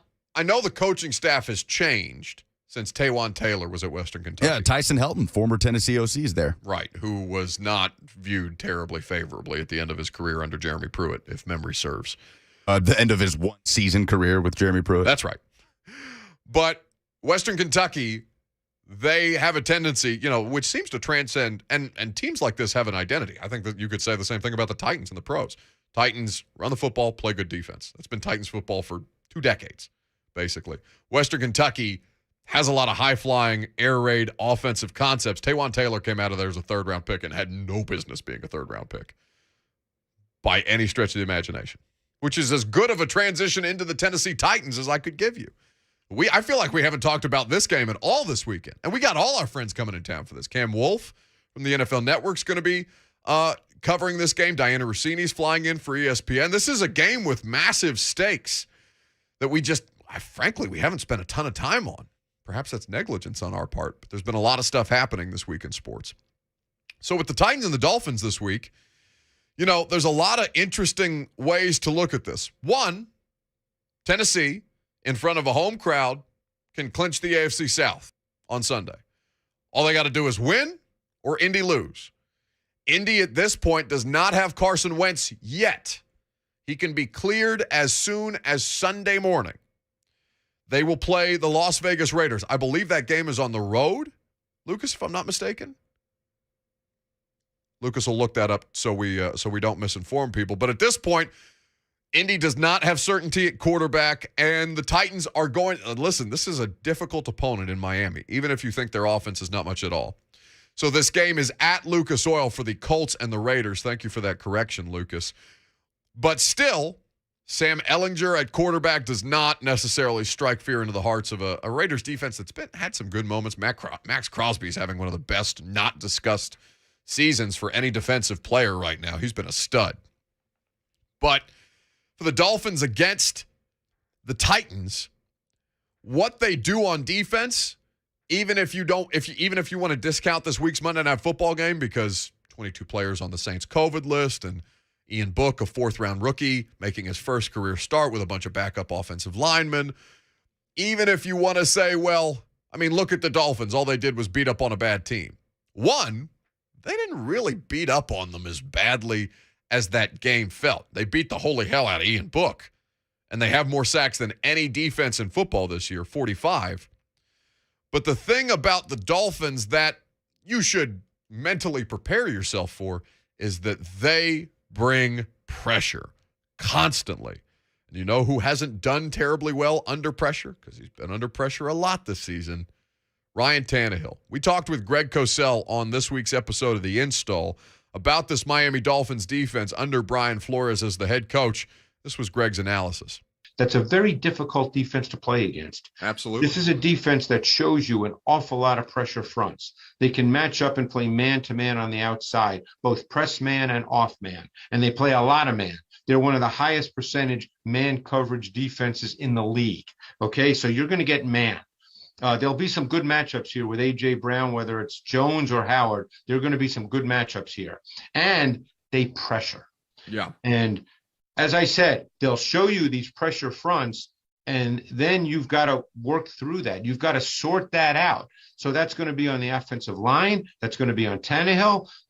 Vrabel and Downing are going to have to decide this week how they want to handle that, because that's not something you handle in the middle of the second quarter. That's something you practice all week. So that's great analysis from Greg, because it kind of lays it out more in plain terms, right? Even though Greg is so gifted at the X's and O's and the analysis of the matchups of these things. This is a homework defense. Now, you could say, where's the place, and maybe this is a question for the audience, where's the place that you most trust this Titans team? 615-737-1045. 615-737-1045. Where do you most trust this Tennessee Titans team? Could be A.J. Brown. Your most, the person you place, the element of this team that you place the most trust in, could be Ryan Tannehill, although I'd be surprised just based on the conversation that we've had around him all year long if there was a lot of love for Tannehill. It could be the coaching staff and their ability to game plan. 615-737-1045. Where do you most trust the Titans right now? For me, when Greg kind of lays that out as a homework defense, you know, the first thing that comes to mind is, okay, well, they've got extra time. The Titans do, because they've played Thursday Night Football.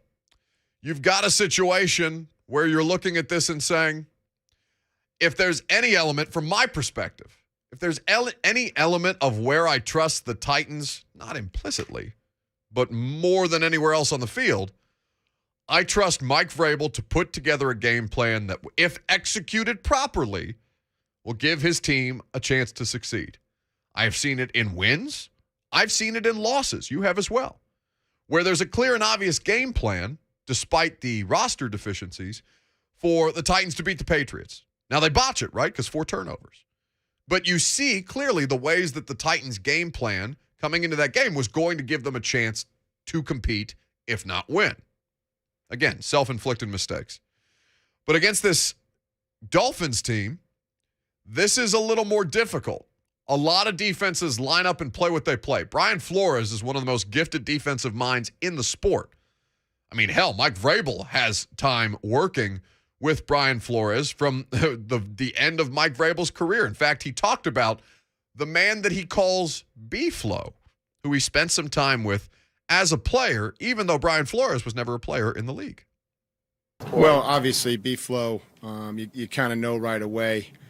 And you try to reflect upon, when you first come in contact with different people. And again, Jim, you've been in this league longer than I have, or been around it, and everything comes full circle.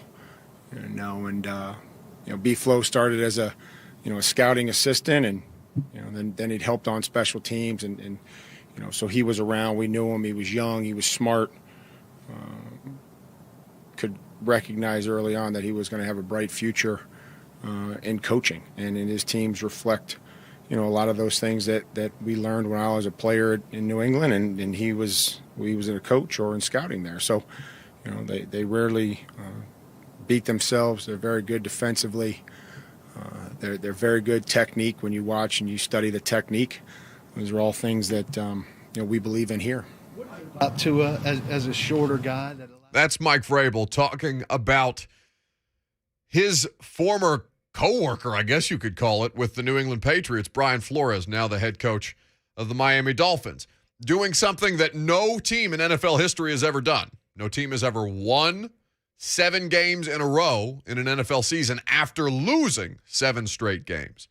It's been a turnaround that is literally unprecedented in this sport. Now, you kind of go through the places where this Dolphins defense is dangerous. One, we talked about rushing the passer. No team has been better at taking down the quarterback than the Miami Dolphins this year. We played this trivia game earlier with Lucas in the week. How many sacks the Dolphins have on the season? 45, versus how many times Ryan Tannehill has been sacked on the season? 45. The pressure is going to be there regardless. They're going to bring multiple guys from multiple positions. Versatility is something that they pride themselves on. With Ryan Tannehill, Taylor Lewan is expected to play. Nate Davis was cleared off the COVID protocol yesterday, lost in all of the Music City Bowl conversation. Nate Davis cleared the protocol. He will be available. Roger Saffold was back at practice this week. He will be available. So in theory, you will have your starting offensive line. That hasn't always been a great thing. That's not necessarily meaning that you're guaranteed success because you got your starting five back, right? Because there's been issues along that front all year long. But at this point, this is going to be one of the most difficult pressure fronts that the Titans offensive line will have to face. Now, of all the criticism, I won't go as far as to say hate, but there's been a ton of criticism directed at Todd Downing this year. His protection plan to help keep Dylan Radins as clean as humanly possible against the 49ers, I thought was very well done, certainly in the second half. They did it from a variety of different looks. It wasn't just two tight ends, one fullback, one running back in their offensive looks. They were max protecting in empty sets, meaning that there wasn't anybody in the backfield. They'd split them out 5 wide, but they'd keep extra guys. They were running 6-man protections out of empty sets, 7-man protections out of empty sets, and running 3-man routes down the field. So there's a lot of that goes into Todd Downing's ability to kind of help protect Ryan Tannehill. It's not just incumbent upon the offensive line to do it. They've struggled with that all year long. They've done it in ways where it's incumbent upon the coaching staff to also protect the offensive linemen. Because while Dylan Radins was being celebrated quite a bit, he did need a lot of help. Not to diminish the position that he was put in. They won the game. He didn't play great. He played good enough for them to win the football game. But also he had help from that coaching staff, and that cannot be overlooked. 615-737-1045 is how you jump in on the conversation. Where do you trust this Titans team most right now? Let's go to Riley. Calling in from the West Coast, San Diego, where I'm sure the weather is much nicer today than it is in Middle Tennessee. Hello, Riley. Good morning, Buck. Great show so far. It's actually colder here right now. At least it feels colder. Maybe not. I don't know. Who knows in the world? Everything's on fire. Everything's cold that shouldn't be cold. Everything's hot that shouldn't be hot. That is very true. But now I was calling to talk about the Titans team, who I trust the most. So right now, really who I trust the most is defensive line. You know, you got Jeff Simmons right there, Danico Autry when he's healthy, and then, I don't know, it's just the pass rush in general is, who I would trust the most when it comes to this Titans team.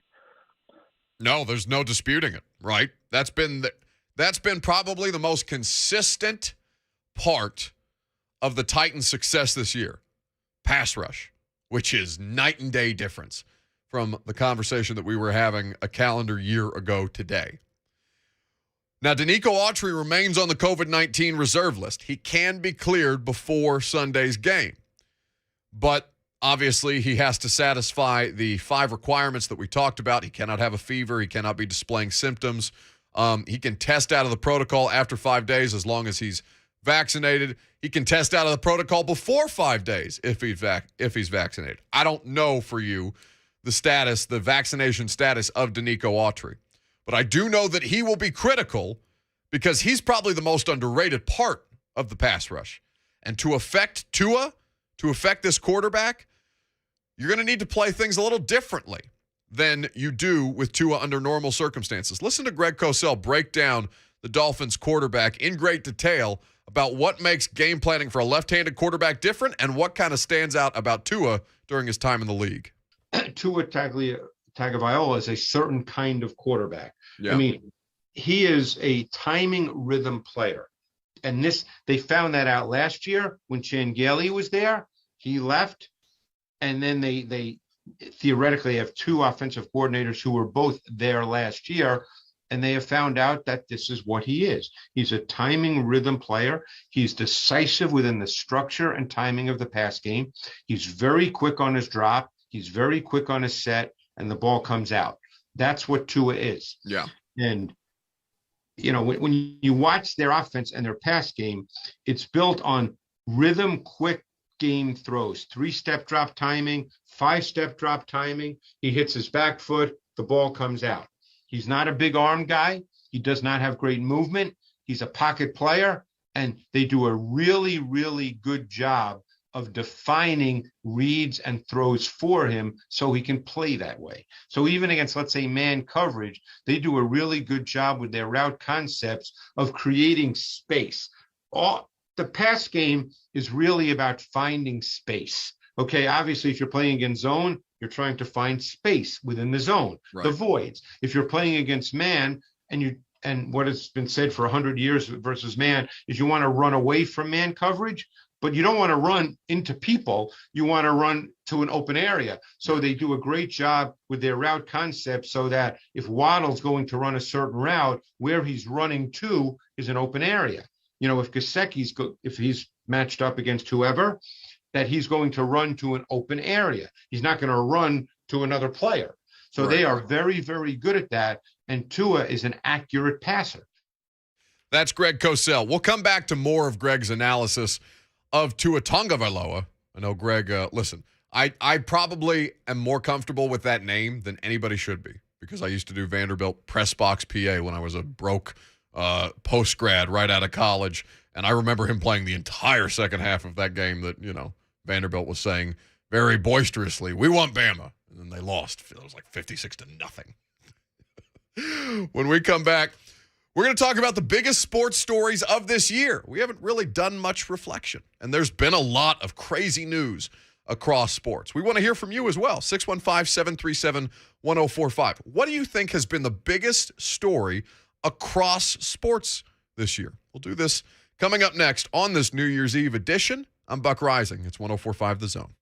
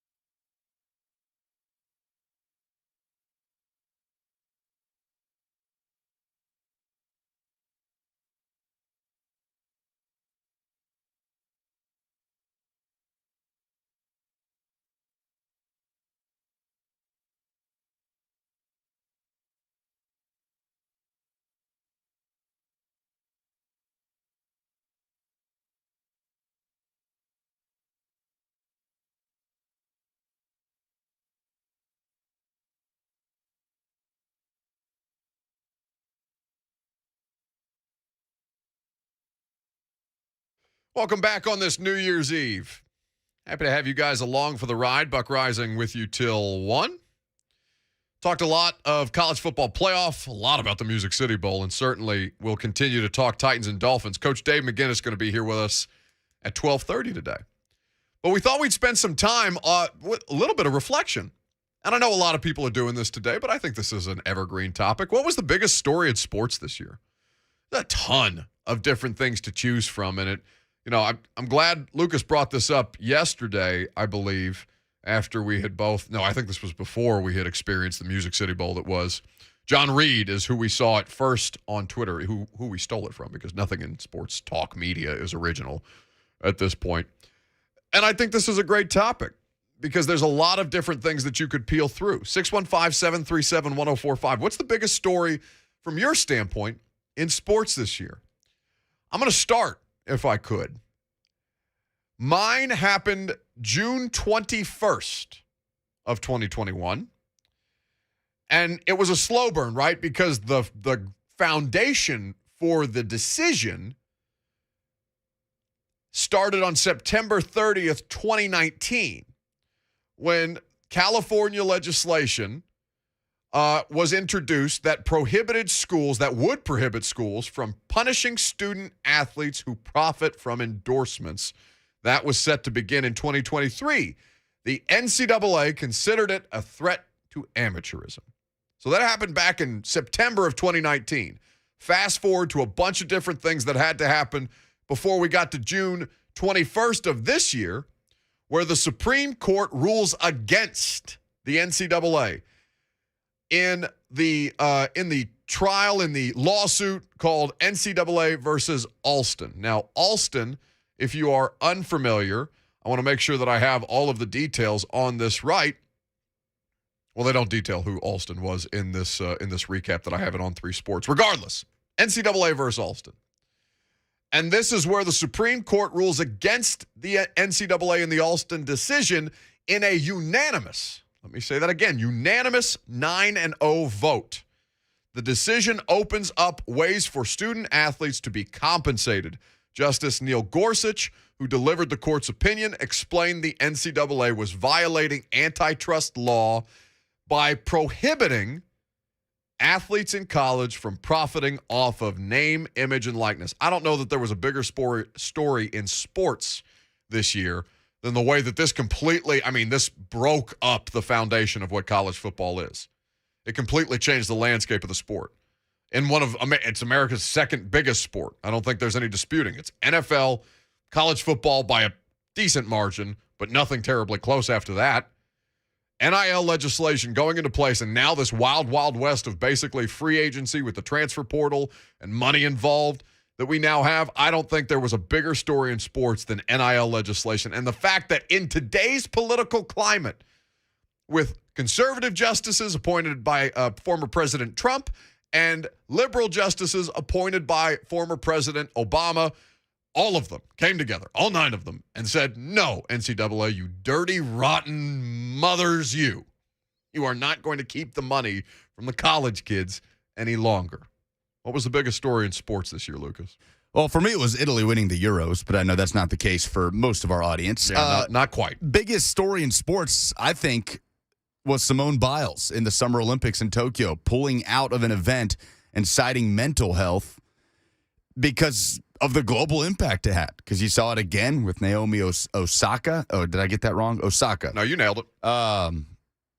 On a global scale like that had an impact. That was being talked about, I think, across the sports world, not just in the U.S. Globally, yeah. Not just in the context of college football or, one particular sport. Globally. Gymnastics, a global sport. The Olympics, obviously a global event. That had a pretty big ripple effect. It was my dumbest thing in sports this week when it happened. Not Simone Biles pulling out of the event, but the people gunning after Simone Biles, calling her a quitter, that she quit on her team in that moment. The greatest gymnast literally to ever do it.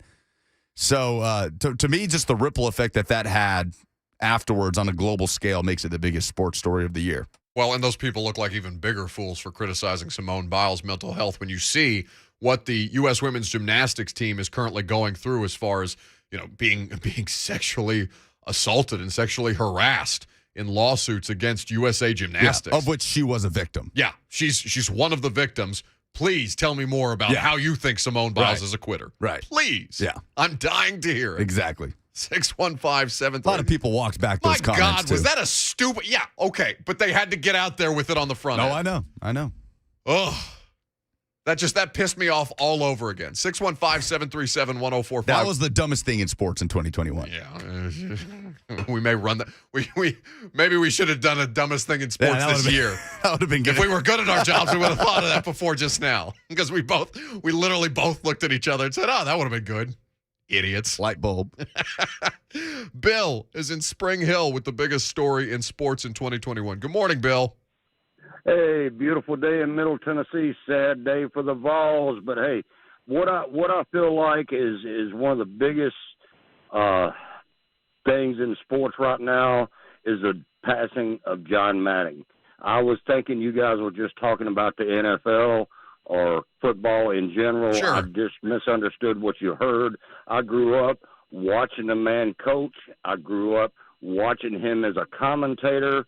And I also played the game a couple of times, but I do believe as far as NFL goes, that was one of the biggest tragedies that's happened. Of course, he had his time.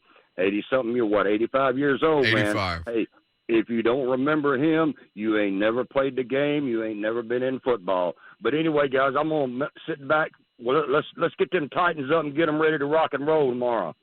Thanks so much for the call, Bill. Happy New Year to you. We appreciate that. John Madden is absolutely of national consequence, and certainly it plays into recency. John Madden has as great a ripple effect across sports ambassadorship as any human being has had. And this was a fun thing to talk about with Cosell as well, because, I mean, John Madden doesn't just – we'll do this quickly. John Madden doesn't just open up the door for, color analyst X. He doesn't just open up the door for who do you want to name? Louis Riddick on the Monday Night Football booth. It doesn't just open up the door for Tony Romo on CBS. He made this a situation where people like Lucas and I, who talk about football, the presentation of the game, everybody who worked in sports is impacted by that, who does what we do for a living, who speaks about sports to others. John Madden is as great an ambassador for that as any human being that's ever done it. 615-737-1045. We can roll this over as well. What's the biggest story in sports in 2021? I went with name, image, and likeness legislation. Lucas had the Simone Biles situation, withdrawing from the Olympics or withdrawing from an event in the Olympics due to mental health situation. Your phone calls are welcome on this subject as the show rolls along. Don't forget, Coach Mac's going to join us at 12:30 as well. I'm Buck Reising. It's 104.5 The Zone.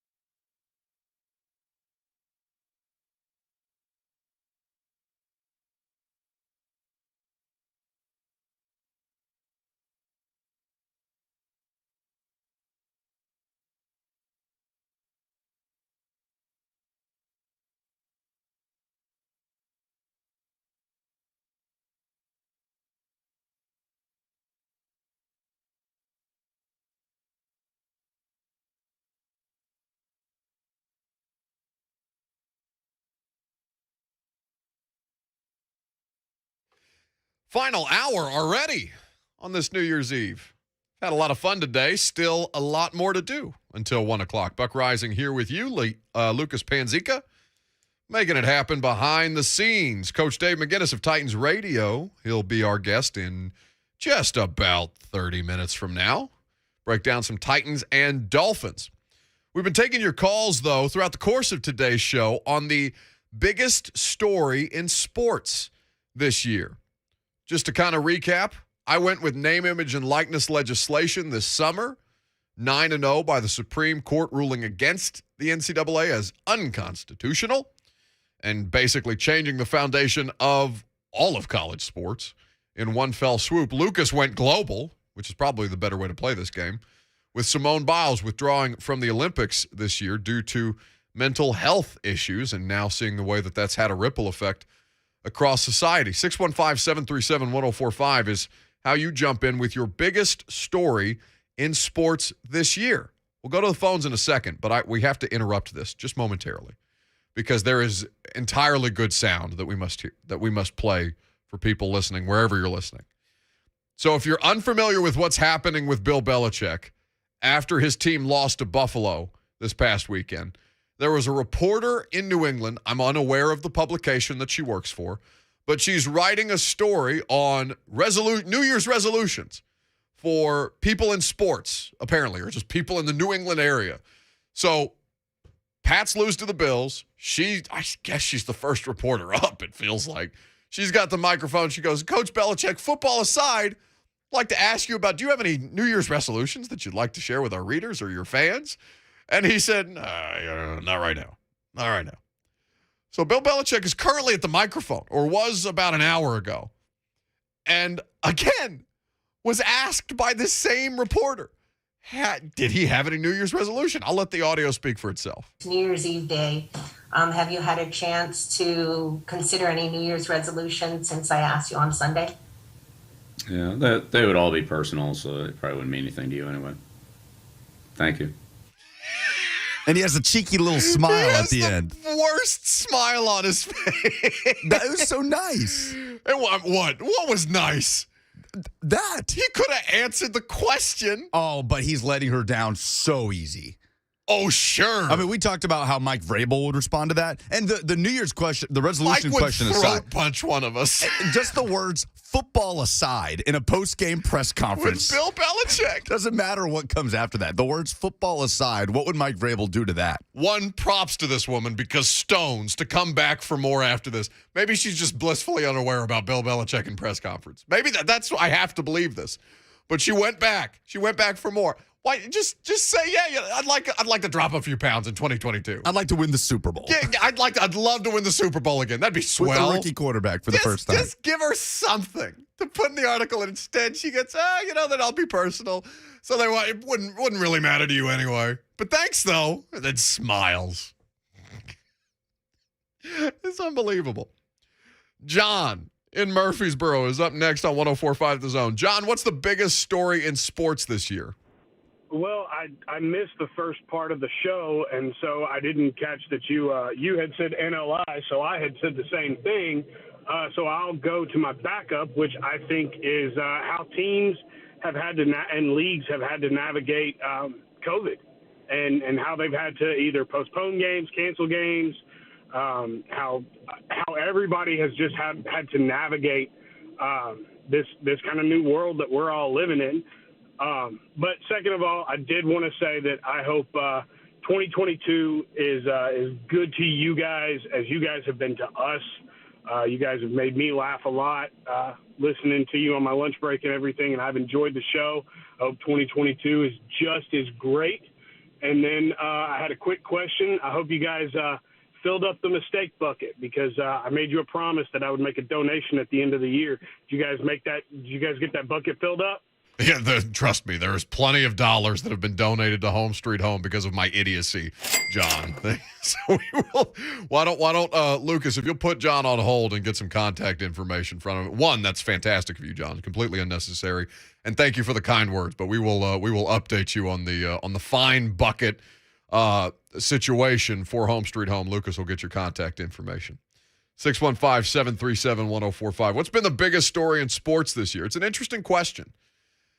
You know, the navigation of COVID for all of us, right? Societally, it happened again with Omicron right before the holiday season.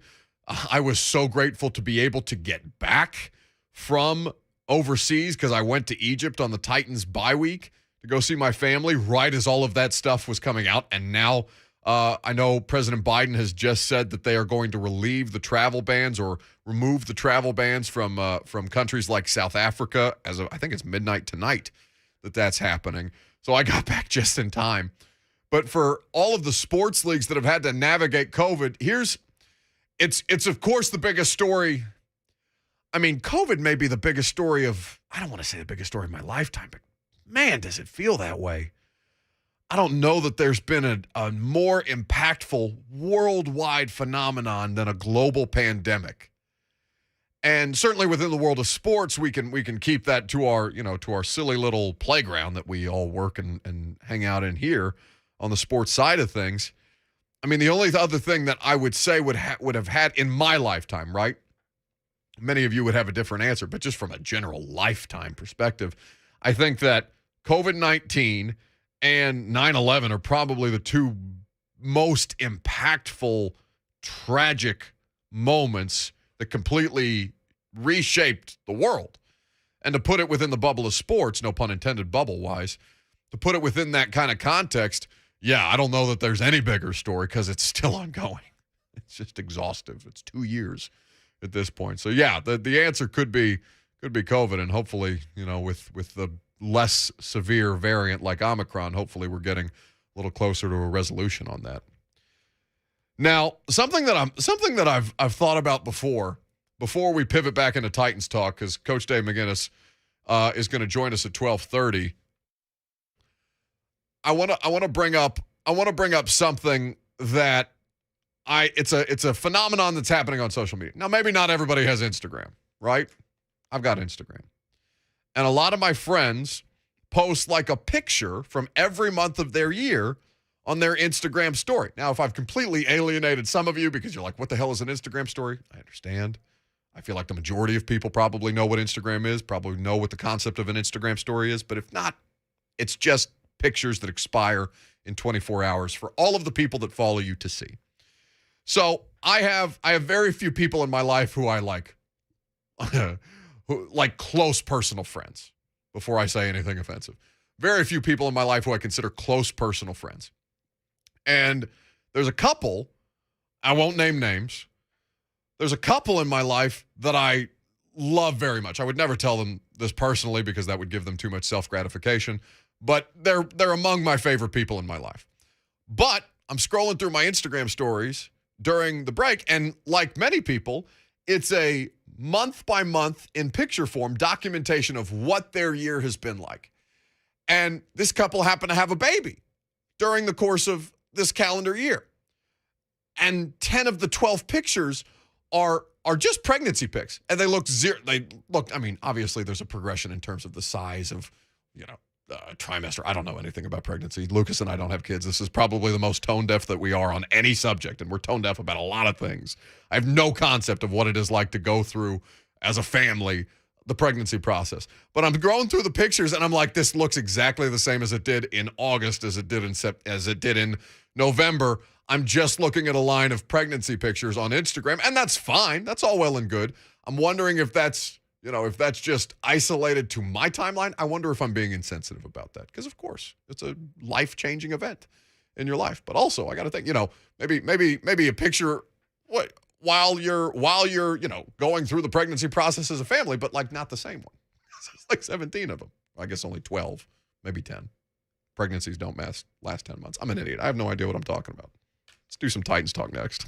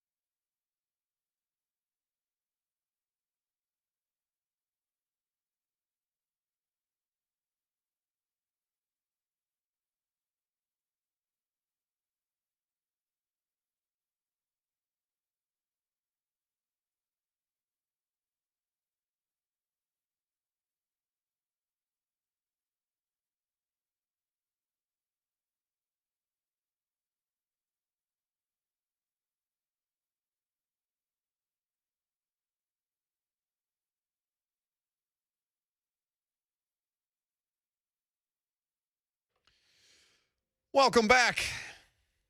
Getting ready to be one of our favorite times of the week. Coach Dave McGinnis is going to join us in about 10 minutes. Talk some ball with the man in black. Coach Mack going to be with us later on in the show. Titans wrapping up their week of work in preparations for Miami on the practice field. Something that kind of snuck under the radar yesterday. Maybe not, depending on how closely you were following this. I was at the Music City Bowl, so I got caught up in quite a bit of that. But I did notice that A.J. Brown did not practice yesterday, dealing with a calf injury.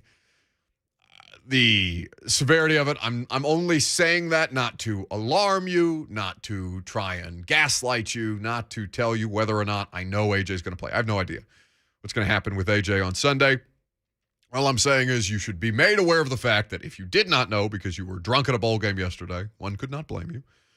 But A.J. Brown, with a calf injury, did not practice yesterday. Now, on the positive side of things, well, on the negative side of things, I guess you could say, because they're negative tests, you are getting more and more players back out of the COVID protocol. Again, 6 players remain currently with Danico Autry, Jayon Brown, Julio Jones, Bud Dupree, a handful of other players as well, those being the primary guys that are in the protocol still at this juncture. I'll give you the full list here in just a second. Yes, so Buster Screen, along with that, Nick Westbrook-Akina has been taken out of the COVID protocol today. Elijah Molden and Roger Saffold have both returned. So at this point, Kendall Lamb, Julio Jones, Bud Dupree, Buster Screen, Danico Autry, and Jayon Brown. Those are the list of Titans currently unavailable, but could be cleared before Sunday's game. No new positives at this point this week. We'll continue to monitor this, and this is continuing to although it seems like a lot less, like the scale of it is a lot less, where 2 weeks ago you saw 15 players for the Jets and, half the Rams and Browns rosters are knocked out of games because of Omicron. Now, of course, they've changed the testing protocol, and Kirk Cousins is probably the biggest one to test into the COVID protocol today. And he is, of course, unvaccinated, been very vocal about the fact that he's unvaccinated. So he will definitely miss this coming Sunday game. Sunday Night Football against the Packers, massive implications in the NFC North, even though the Packers have already clinched their postseason berth. Titans-wise, though, there's a lot of interesting elements of this game. We played for you some audio of Greg Cosell earlier talking about Tua Tagovailoa. Tua and, the idea that you're playing a left-handed quarterback, there's some obvious things that go into that are different as opposed to many of the right-handed quarterbacks that you will see.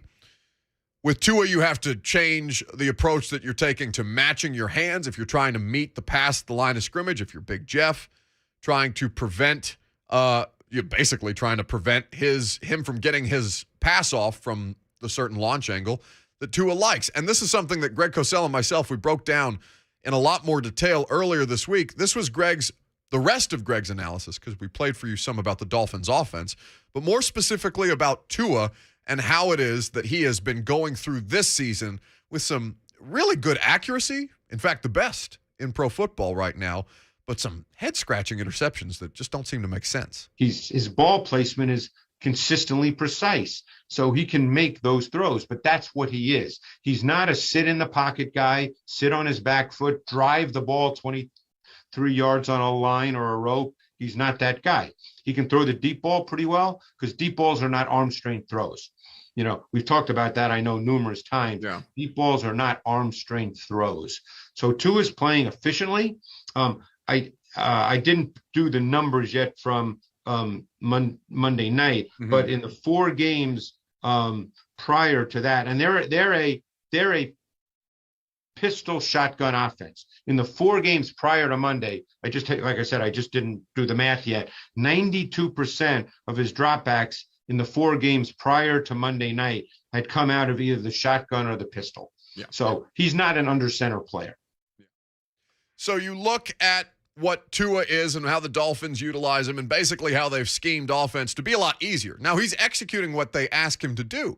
It is no small feat to win 7 straight games in the NFL. But he obviously does have some limitations. And we'll spend some more time on that with Coach Dave McGinnis, who, of course, has spent so many years in the NFL as a defensive coordinator outside of just being a head coach. And we'll get to more of that in just a second, but we can take your phone calls on this game as well. 615-737-1045. Your expectations, your questions, your comments, and your concerns about the Titans hosting the Dolphins this weekend. James is in Spring Hill, up next on 104.5 The Zone. Hello, James. Hello, how are you? I'm well, thank you. That's awesome. I wanted to know if my thinking is correct. I kind of have two questions. One, why does it seem to me that there's NFL players are injured more often and their injuries last longer than collegiate players? And two, with the Titans having so many injuries this year, does that reflect any on the strength and conditioning coach? And I'll shut my face and hang up and listen to you. Okay, James, thanks for the call. I don't know is there any statistical evidence to back up what he just said? I don't know. I mean, I haven't read that before, that what is it about NFL players versus college players that the injuries are longer, that there's more frequent injuries. I don't know that there's any scientific evidence to support that, James. Here's what I'll say, though. You probably notice them more because there's less NFL players on a roster than there are college football players. You're also getting hit by bigger and faster and stronger athletes. You're play-by-play basis. Well, that's the first thing I said, because it's the first time that I've been on a sideline to watch a football game yesterday. I'm obviously at every Titans game. I'm in the press box. I'm in the locker room after the fact.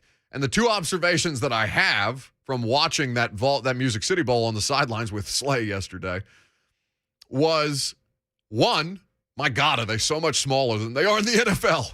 I don't know why. I knew that. I don't know why I didn't know that.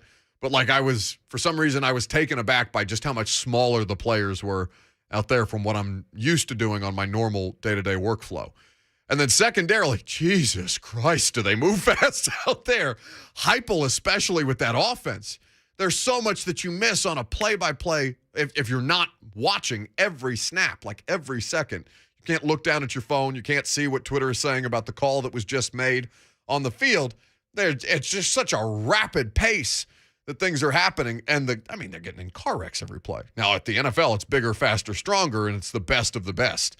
So I don't know. I don't know what the scientific evidence, if there is such scientific evidence, that would indicate that there is a longer, that the injuries last longer in the NFL, or that the injuries happen more frequently.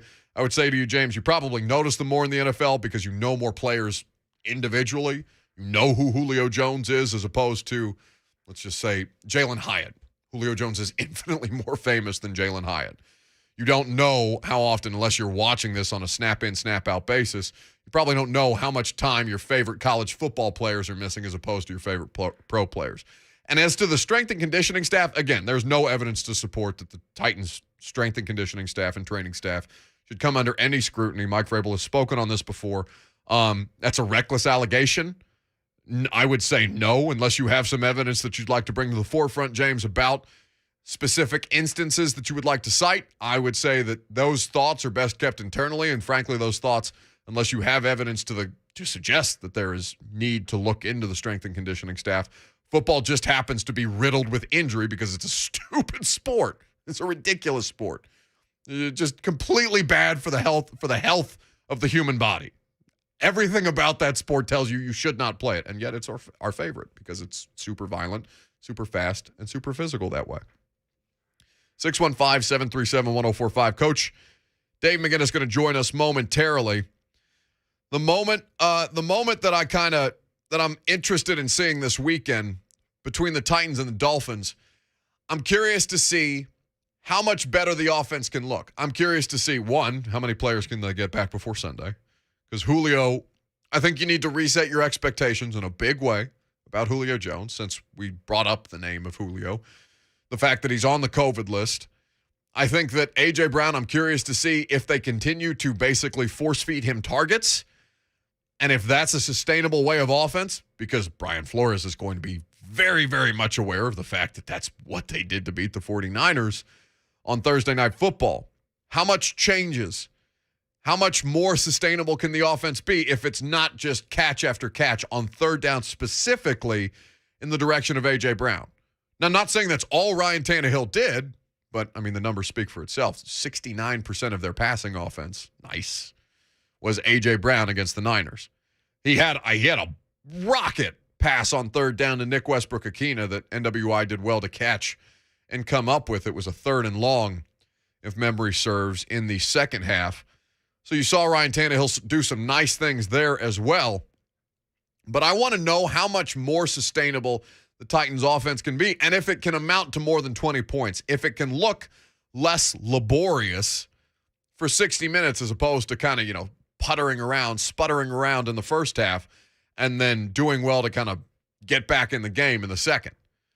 Because the numbers, I think a lot of the cliche conversation around the Titans this year has been, well, if you get up on them early, you can basically, they don't have the weaponry, or at least they haven't, to be able to come back this season. But the numbers on that, the Titans supplemental notes that the PR staff sends out for us each and every Thursday, they've been great in double-digit comebacks. In fact, the Titans are 10-0. 10-0, or excuse me, they faced a 10-0 deficit coming out of halftime last Thursday against the Niners. They scored, it was a 17-point swing to get back into that game for a 20-17 victory ultimately. That double-digit comeback in the second half against San Francisco, they've done that 7 times since Vrabel took over as head coach. So that's not something that you can cite as being factual. In fact, the numbers would indicate if you get a double-digit lead on the Titans, they're more than capable than coming back. They've had the most 10-point comeback victories of any team since Vrabel took over as the head coach. Titans have 7, Steelers 6, Colts, Bucks, Saints, and Bears all tied for 4 at this point. But you'd like to not live that way. You know what? You don't want to go through life like that. You want to have a more sustainable version of offense. You just don't want to have to sweat it out in the first half and then be pleasantly surprised when they find a way to pull it out in the second. I think that with A.J. Brown, that becomes a lot simpler. And also what's going to factor into this is how does Miami play in the elements? Because the temperature on Sunday is going to drop. And they could play, potentially, based on the forecast right now, it could be the coldest game in the history of Nissan Stadium. Coldest game that's ever played. Many of you were there. It was one of the first Titans games that I ever covered. It was the end of the regular season. Titans-Jags. In fact, I think it was New Year's Eve, that game. 15-10 was the final. It got down to 23 degrees with wind chill of 16. Brought it down to 16 degrees. Real feel. At Nissan Stadium, I don't know how Miami's going to respond to that. I have no idea. All I know that the more that I look at this, I say that's absolutely a factor, even if the whole D-Hember, Derrick Henry in December formula hasn't necessarily played. That Dolphins defense looked a lot more comfortable in a dome setting, going crazy against Ian Book, as opposed to when Deontay Foreman and Dontrell Hilliard are going to be running down their throats, because I'm certain there's going to be a lot of running involved in this game for as bad as the conditions are going to be. Speaking of which, Lucas, I don't know what the vantage point from your seats in Nissan Stadium yesterday looked like, but from the press box, being down on the field itself at Nissan Stadium yesterday, and then going back and watching the highlights today before the show started, Nissan Stadium, the field is beat to holy hell. I'm really worried about putting them out there on Sunday. There was a lot of talk about that after the game yesterday. Now, I saw that they straight up peeled portions of the turf up after the game yesterday. They resodded a lot in the middle of the field at Nissan Stadium where the Titans logo is going to be. And in the end zones, the paint job for the Music City Bowl was horrendous. Like, it was just, I don't know why it looked the way that it did. We should probably ask before I rip something like that. But, I'm not saying I have a solution to that. I'm just saying there had to have been a way that it could have been done better. But we understand that the weather's going to get bad tonight, going to rain on that field. They'll obviously tarp it up before that game is played on Sunday. And for the purposes of the Titans and the Dolphins, guys were sliding around all over the place in the Music City Bowl. I'm legitimately concerned about a team that's already been super injured, how much more that's going to factor in. And field turf to me at Nissan is not the solution because field turf is infinitely worse for players, certainly soft tissue injuries, than it is to play on grass. And I kind of like the natural grass element. I want the elements to factor in if you're going to play football outdoors. And football, frankly, should be played outdoors if you're gonna keep it, as it's meant to be, right? And then there's people probably shouting at me, well, of course, I don't care about football as it's meant to be played. I care about touchdowns. I care about points. I care about seeing offensive efficiency in those moments. I don't know that that's going to be the case on Sunday at Nissan Stadium. All I know, and maybe this is as good a place to transition into the thing that, what are the poll results right now, Lucas? We'll do the poll later to end the show. Do people want us to do by the way, A.J. Brown back on the practice field today after missing practice. As a quick update, they did hold practice earlier today, and practice has just concluded. A.J. Brown was a participant. I don't know to what extent he was a participant. We'll talk about that later on the Lee Company Countdown to Kickoff Sunday morning. I've got you at 9 a.m. Central Time if you're listening. Guys who did not practice today, Larrell Murchison and Derek Roberson. David Long, third straight day at practice. Third straight day at practice for the Titans linebacker who's not played in a game since week 9. So to get him back as a part of the rotation, I think that's going to make a big difference for a defense that's flying around at a high rate of speed right now, making plays with Zach Cunningham and Rashaan Evans. Rashaan Evans turns out is a lot better when you give him a little motivation. Be like, hey, bud, your job, your long-term sustainability as a Titans linebacker is in jeopardy if you don't pick up the pace a little bit. 615-737-1045 is the number. Now, I believe this to be one of my favorite callers, if I'm not mistaken. She's not a volume shooter. She picks her spots. She understands how impactful the art of a good call is. And when last we spoke to Sue Ann in Nashville, I believe her parting words were sit on it and spin. Hello, Sue Ann. How are you? Hi, Buck. Thank you for taking my call. You're so funny.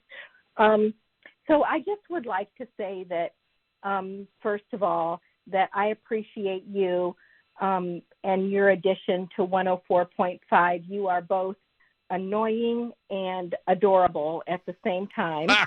It sounds like my girlfriend. You're funny. So the thing that I would like to say about what happened yesterday and is that at what point do refs get called into a place of accountability?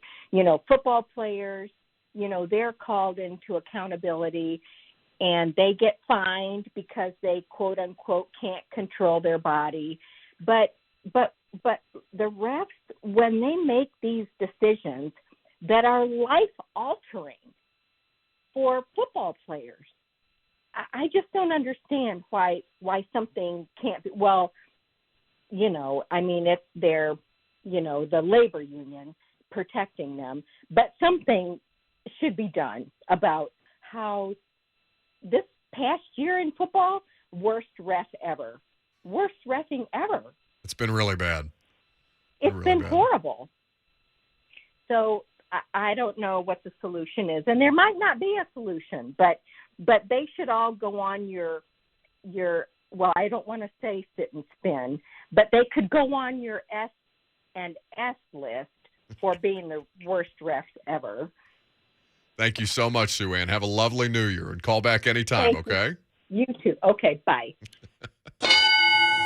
Adorable and annoying is not what I expected to be called today. I've been called many, many things. Annoying first and then adorable.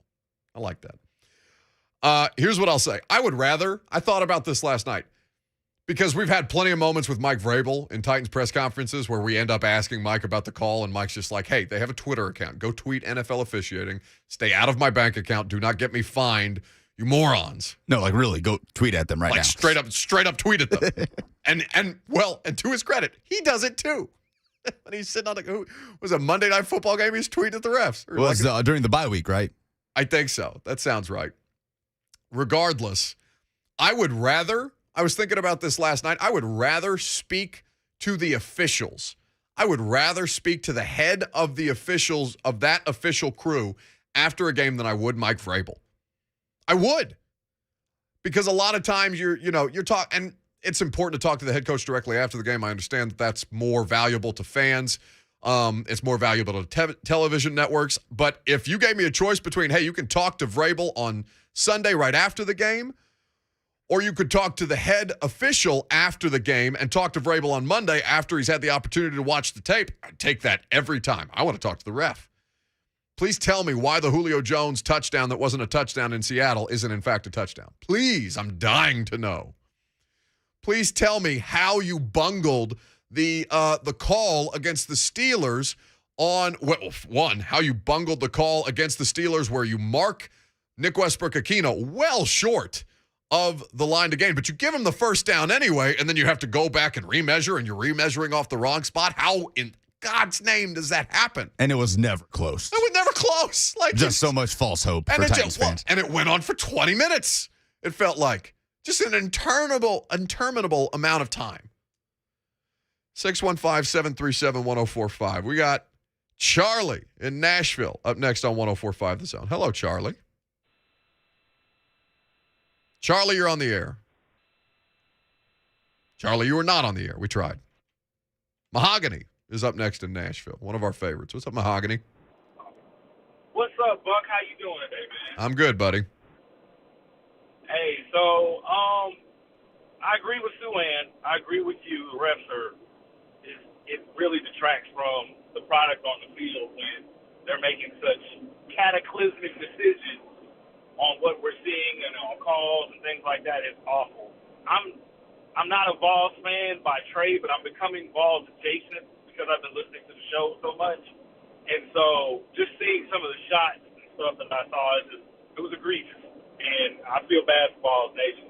But transitioning to the Titans, man, I really feel like we've got a good shot on Sunday. They can't run the ball, and I think our run defense is going to continue to keep that trend going for them. I'm just curious to see how our offense behaves on Sunday. If Nick and AJ and whoever else they throw out there is reasonable enough, and it possibly won't be Golden Tate. So go ahead and squash that now. And then last but not least, man, thank you for just being a part of the radio station. I've been listening to you since A to Z Sports. I'm just thankful that you're here. I appreciate you. I appreciate you and Lucas, and I wish both of y'all a happy New Year. Thanks, man. Thanks so much for the kind words, Mahogany. Yeah, I don't know what the Titans' offense is going to look like against this Dolphins defense. I know it's going to be tough sledding, especially because the conditions are going to be poor. That should favor the offense because at least the offense knows where it's going with the ball. And again, thank you so much for you guys have been you guys have been awesome to us since we've been on the air this March. And we'll do the final polls of 2021 coming up next.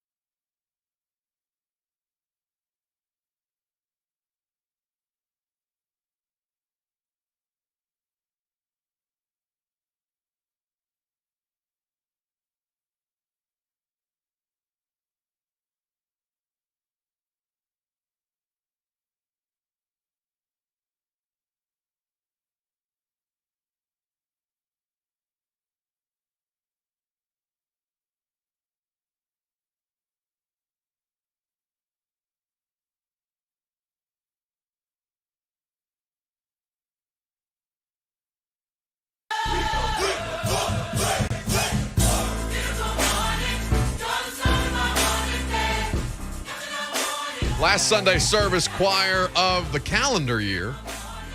Maybe we'll switch up the music for 2022. I don't know. I kind of like this. Means it's the end of our week. The end of the show, almost. We got some more polls to do here in just a second. But before we do the poll questions and before we, devolve back into the normal stupidity that basically runs throughout the course of the 3 hours of the show, I cannot express this enough. I don't express this enough. I have been so overwhelmed with the way that you guys have supported Lucas and I and all of the guests that are kind enough to come on this show. This is the first, we started the show in March, so March will be a calendar year for us since we've been on the air. And there'll be plenty of time for reflection. It's not like we're going to not do the exact same thing on Monday, so I don't know why everybody waits until the end of the year to have these final thoughts, like the crystallizing moments, right? Super appreciative. It's stupid, it's cliche, whatever. Doesn't mean that we don't mean it any less. It's not easy to transition to what you have been accustomed to for, the better part of a decade to us. We know we're different than every other show. And the best part about The Zone is all four of the shows are different in their own regard. They all got their unique wrinkles. We're all different personalities. And everybody's got a different sound to them. But, this in particular, I'm not going to lie, I was kind of nervous when they asked me if I wanted to do this job. And I have been so overwhelmed with the amount of support that we've had since we started in March. And I just want to say thank you, because we have no idea what we're doing. This is the first time that either of us have done a Monday through Friday weekday sports talk radio show. It probably sounds like that from time to time. In fact, I'm quite certain we're figuring out, that would have been a fun bit to do at the end of the year in the middle of a segment, because we're dopes. But it's great. And I love it, each and every one of you. You have been so spectacular. And we will repay all of your kindness and all of your support with the dumbest thing that we do each and every day. That's the polls. I don't know who you are, but I know what it's time for. A poll update on the Buck Reising Show. Here's a young man with a very particular set of skills. With the final numbers, here's Buck Reising Show correspondent and producer, Lucas Pansica.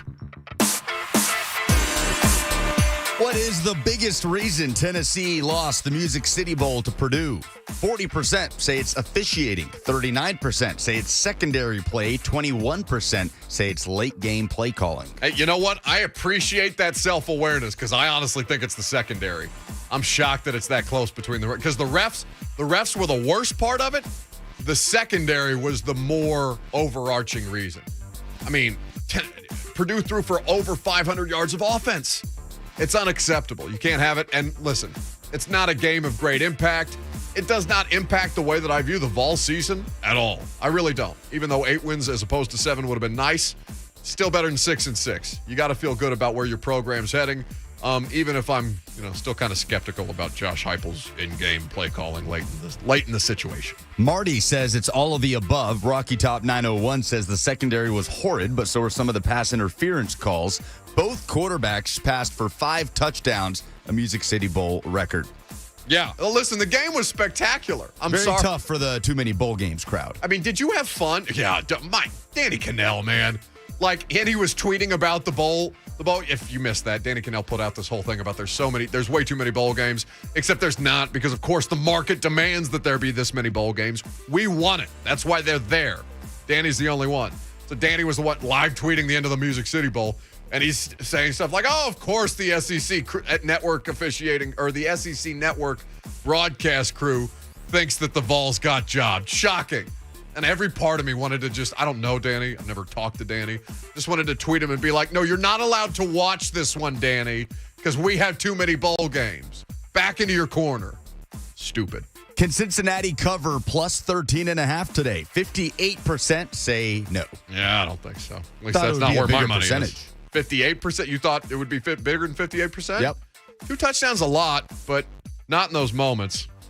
Not in those moments. Our guy Grit Knox, I saw him tweeting, hey, Alabama minus 43 is like plus 2,400. Coach Mack, obviously we were supposed to have Coach Mack on. He's calling me right now. I kind of want to answer the phone and like hold it up to the microphone, but I don't want to do. I don't want to Julio Jones, Shannon Sharp, Coach Mack. Don't Shannon Sharp. I don't want to do that. I'll call Mack back afterwards. Who you got? Georgia or Michigan? 54% go with the Dogs. You know what? I think that it would be tough to pick against Georgia. Something about Michigan, though, just how much better they've been in the run game, and I know that kind of plays into what Georgia does best. But there's some holes there that I think that can be exploited. And also, I'm glad that we've come through this in a way that COVID is not legitimately threatening to impact these semifinal games. Because so help me God, if this championship is decided by forfeit, I'll fight. I'll fight somebody. I don't know who I'm going to fight, but I'm going to fight somebody. Hey, Georgia was not able to run the ball well against Alabama, only 3.5 yards per carry. That put Stetson Bennett in a lot of third and long situations with Will Anderson coming down, as you say, to chew on his spine. Yep. Michigan has pass rushers at a similar level. If Georgia can't run the football, I think I like Michigan in this game. It's Georgia's favorite, right? I think I made the mistake of saying that Georgia's a favorite by about a touchdown. Yeah, I think I made the mistake of saying Michigan was favored earlier in the show. What did I bet? I bet Michigan. I'm with them. Biggest sports story of 2021 with the hat tip to our guy, John Reed. Puka says COVID, unfortunately. Flea says it is still COVID. Farsender says NFL injury. Steven with a good one. Texas and Oklahoma joining the SEC. Oh, for the biggest story in sports. I mean, that's a massive one, right? Because that kind of plays into my thing about NIL and the landscape of college football changing forever. Super conferences, transfer portal, free agency, that all plays a role, kids. Deshaun says Bishop Sycamore. Oh, my God, I forgot about Bishop Sycamore. Dylan says the Titans signing big Golden Tate to the practice squad. Dylan, away with you. Back into the you and Danny Cannell, sit in a corner. I'm done with you. Golden Tate is not, even though you would think it for as many tweets and calls as we get about Golden Tate. Respectfully, I'm not mad at Golden Tate, even though it sounds like I am. We asked, do you want us to do the Logan Ryan thing today? 80% said no, so we did not. We sure didn't. Last one of the day, last one of the year. Do the Titans win the AFC South this weekend? 92% say yes. It would be very, very difficult for them to not win the AFC South. They beat the Dolphins or the Colts lose. Now, that's not a given, but if Carson Wentz isn't cleared by Sunday, I mean, Sam Ehlinger, that would be... Well, let me not say it because I thought that the Vols were deadlocked to beat Purdue yesterday. I don't know anything, clearly. But we've had fun. We've had a lot of fun, and we'll continue the Titans conversation, certainly. I've got you on the Lee Company countdown to kickoff. Things start at 9 a.m. I'll be live outside of Nissan Stadium for the last time this regular season. If the Titans end up hosting home playoff games, we will have you covered there as well. Last polls of the year. It's not like we're not going to do them again Monday. The polls aren't going anywhere. We're not going anywhere. How stupid is that? Why do we do the self-reflection thing? I'll see you next year. Okay. Allen Kirby was getting like visibly frustrated at the amount of people saying that to him yesterday outside of Nissan Stadium. See you next year, Kirby. It's just so funny. He's spitting rage through, swigs of Pepsi and drags of cigarettes. I get to work with Kirby twice. What do you think? That's my New Year's gift. I get Kirby on Thursday and I get Kirby on Sunday. I want to know Kirby's New Year's resolution. To drink more Pepsi and to smoke more cigarettes. I think he puts down a carton while I'm at. No, I have no idea how many cigarettes Kirby smokes. Maybe that's what I should bring. I don't want to bring Kirby the gift of cigarettes, though, because I'm scared that I'm actively diminishing his time remaining on this planet. But at this point, I feel like Allen Kirby is just, he's fossilized at this point. I have no idea how old Kirby is. I don't think you could tell. He could be 40. He could be 80. I would believe it. None of it matters. I would tell you that Blaine and Mickey are next, but they're not. Lucas Panzica taking the reins, trying to unseat me day by day. Lucas is going to do a great job. You can listen to them from 1 to 3 coming up next. 1 to 2. I'm an idiot. 1 to 2 because there's college football playoff on. I'll see you Monday.